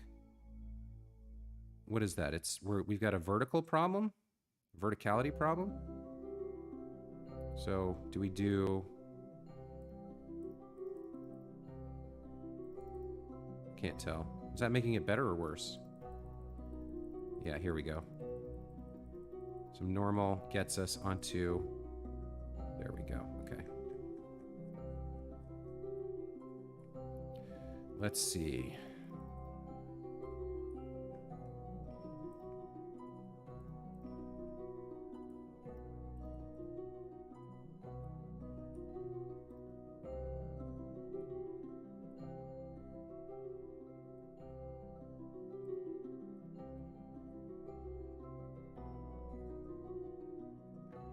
Okay, here we go. Periapsis of 7,000 kilometers.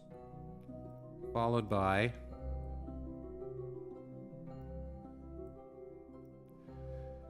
a measly 1,600 to get into orbit. So finally, geez Louise, God, that took me 5 hours, and it's... Oh, man, I'm pretty sure, Larry, that something you said made me think about it. Something you said up here.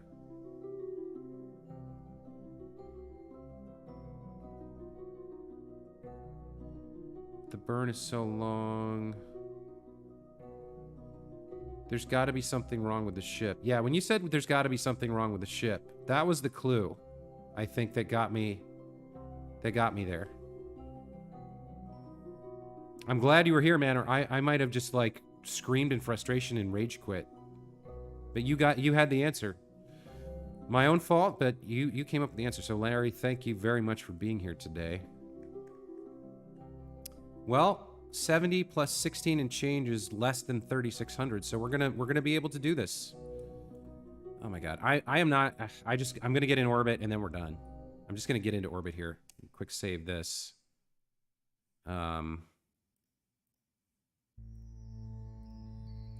Let me. I don't know what we actually need here, but let me extend my radiators and my solar panel. Let me extend my communication dish. Let's get all this stuff out and about. Finally, it worked the way it was supposed to. Oh, well, that's, you know, lessons learned the hard way are the lessons best remembered. I won't soon make that mistake again. Quick save one more time. Face our maneuver. Direction. 13 seconds. I probably want to tune these down just a skosh here. Let's go down to, like, sure, 38.5 for everybody.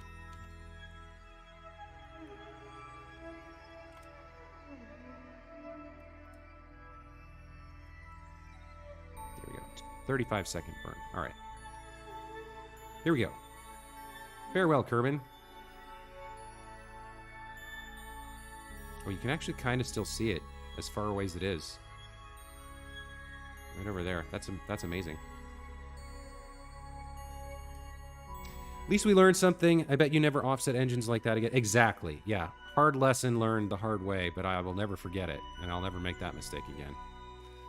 Good Lord, what a nightmare that was. Start burn in 1 minute and change. Okay, let's go, let's go. I want to get this orbit done, man. I am so fed up. I'm so done with this. Of course, we've got full electric charge. We're totally fine. Half our fuel left. That's fine as well. All right.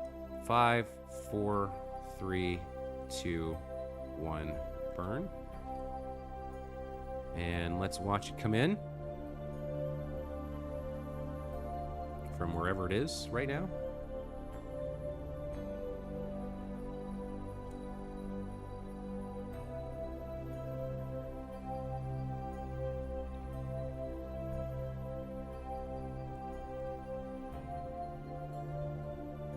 There we go.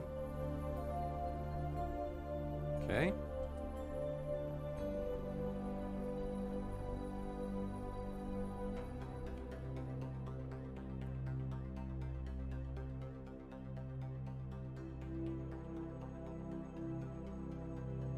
Oh, actually, it was way higher than it needed to be. 74,000. I thought it was 7,000. It was 74. Okay. Let's complete this, and let's get it right over the North Pole here, because we can afford to right now, right? We can afford to mess around and do another mid-course correction. So let's cancel this one for now. And let's push one right just a tiny little bit in front of where we are, and plan in one more small mid-course correction here. We've got delta V to burn, fortunately. So once we actually got this, once I pulled the engines out of the tanks and actually was able to do full thrust, you know, then things worked. Okay, so we want to get it right over the North Pole here. Let's see how we do that. We're going to use 0.05 meters per second.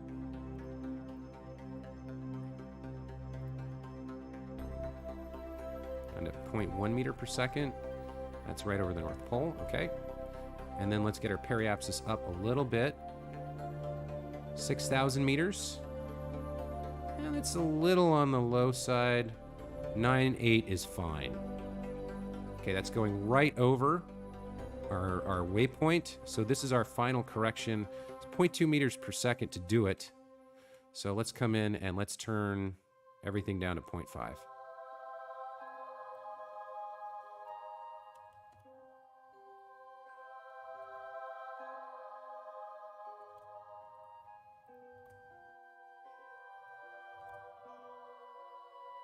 Okay. That's going to give us burn time 4 days? No. Really? They're that weak?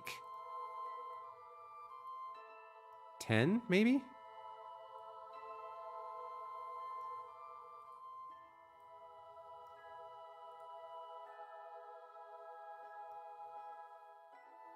Burn time 0.3 seconds. What?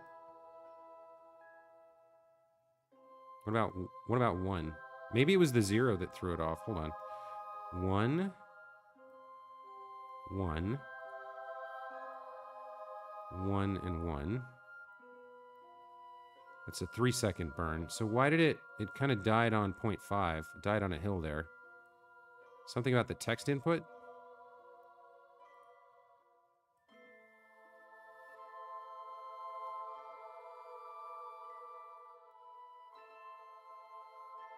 Four days, 3 hours.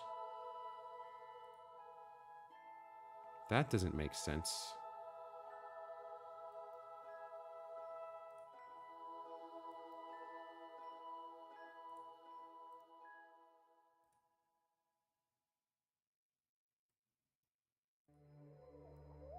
What if we just go to 1 on these two, and then we just turn these off? That doesn't... What?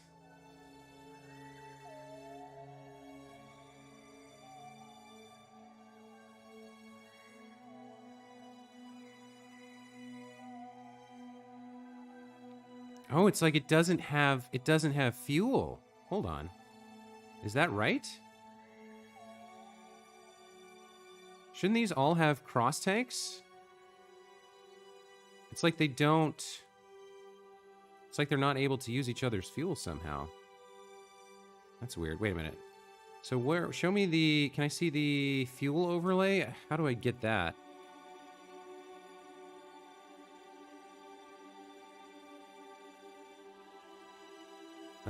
You have to turn them off.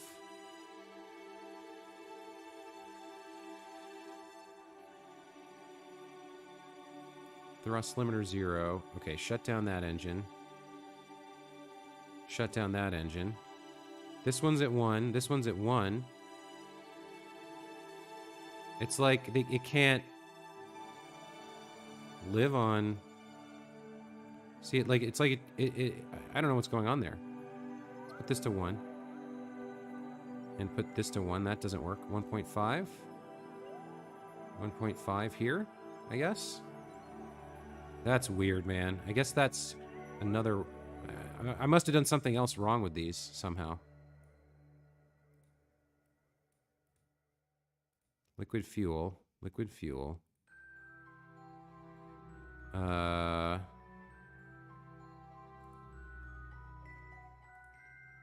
Convertotron. Well. Okay, whatever. I guess we'll just have to try and do it with like this.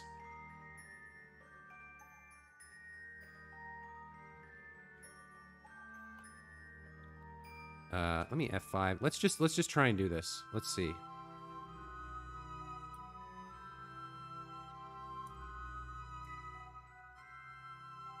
Here we go. This is gonna work just fine.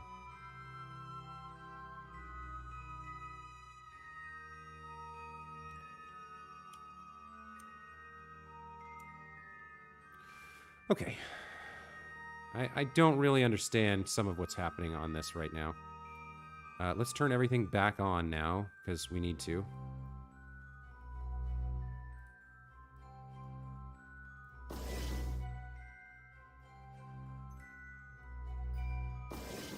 Okay, all 4 engines are back on.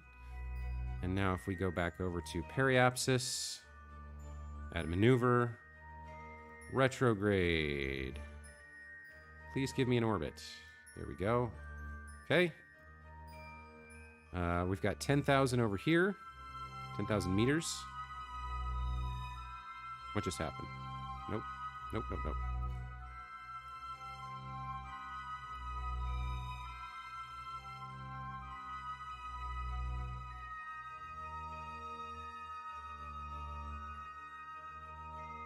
Okay, 10 and 20. I can live with that. That seems good.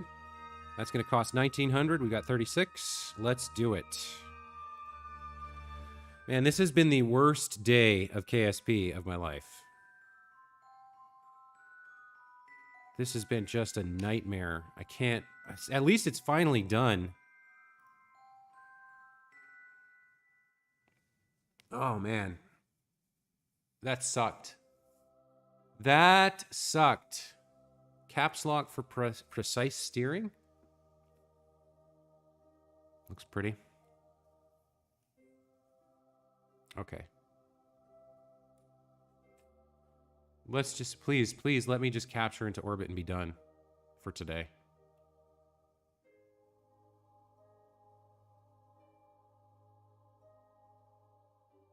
It's another 5-minute burn because of these engines.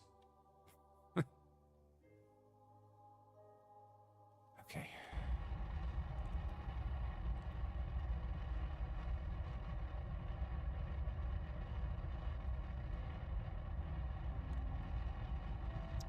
Can't go down the Moho with a single jetpack load. Okay. Well, we're going to have a ship full that can refuel itself, so we can just fly down to the bottom of the Moho. Is the Moho a biome? Does it count if we do science in there? I would guess so, right?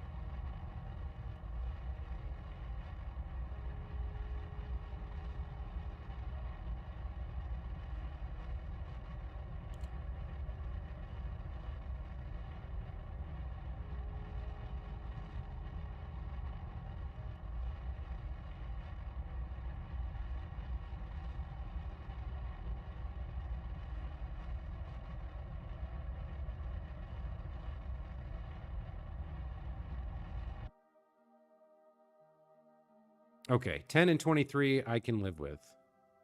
We are in orbit of Moho with 1600 meters per second to DV of spare, which is where I thought I would be at like 9:35 this morning.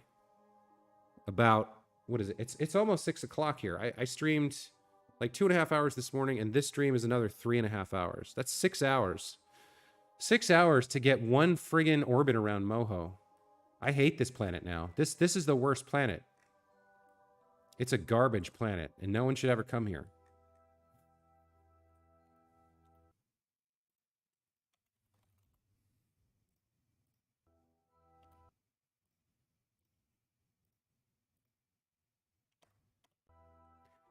Well, at least we're finally here. Let's go watch the damn thing float underneath us.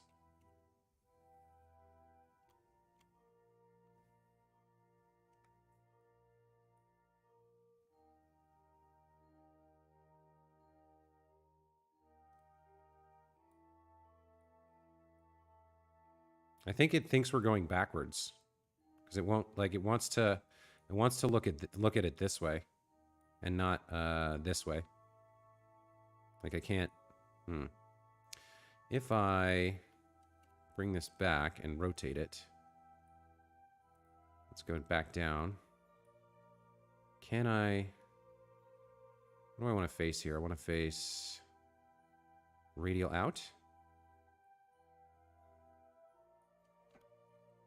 Camera free. Okay, there we go. Probably want to turn so that the solar panels are facing the sun. And where are we right now? We're at the bottom. We're at the South Pole.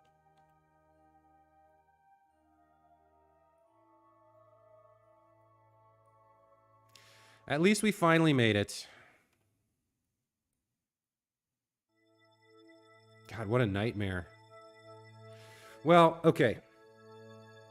But you made it, exactly. The ship won't fit inside. At the end, it's barely enough room for a Kerbal. It's that small? Oh, I thought it was bigger than that. So it's up near here, right? Is that the like anomaly we found or what? Let's get a little bit closer now to the North Pole. It's on the North Pole, yes?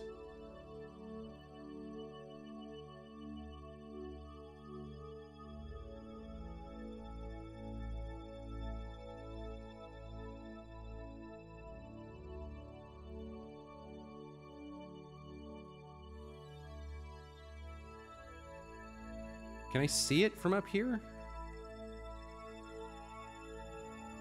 It's like a little bit ahead of me. Can I see? Is there a waypoint on the map when I'm in orbit like this, when I'm in the ship? I guess not. Well, whatever it is we're looking for is down there. It's coming underneath us soonish. Big hole gets tighter and tighter. Okay. I really wish you could see it like when you have a target in orbit, another ship, you get a little like reticle around it. I really wish that happened with waypoints on the map too.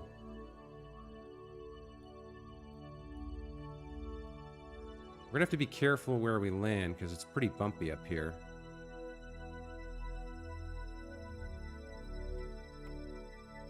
We're not quite there yet.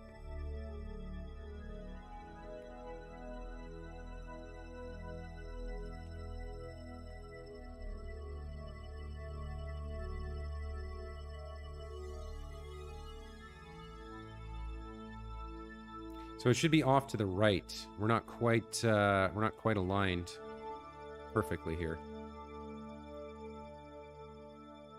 So it should be like over here somewhere, I guess.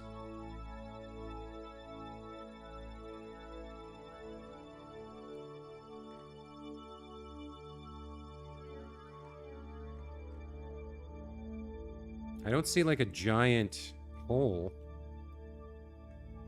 Should be just off to our right about now. Oh, wait, are we tracking it? Is that what's happening? Whatever it is that we're looking for, I really don't see it. Alt mouse wheel for zoom. It's not that big.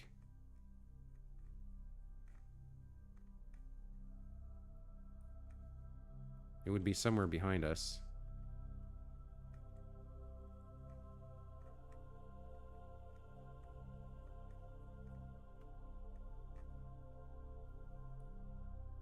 Well, whatever it is, we'll get down a little bit closer and find it, I guess. We're still 10,000 meters up and a little bit off target. Okay. Well, hey, we got here. That was what I wanted to do today. I wanted to get here. I thought I was going to get there this morning. It took me all damn day to do it. But thank you for your help. You just had the mouse on it. Whatever it is, I can't see it. I must be like this thing right here. I think we're too far now. Or this is it that? Can't really tell. Anyway, I gotta stop now. I've been playing this stupid game all day, and I'm burnt out and frustrated and upset that it was such a stupid mistake. But at least we got here in the end, and that was thanks to you. So I appreciate your being here, and we'll see you tomorrow, man. We'll land and do some science tomorrow, because I got to take a break for now. Thanks, man. Take care. See you next time.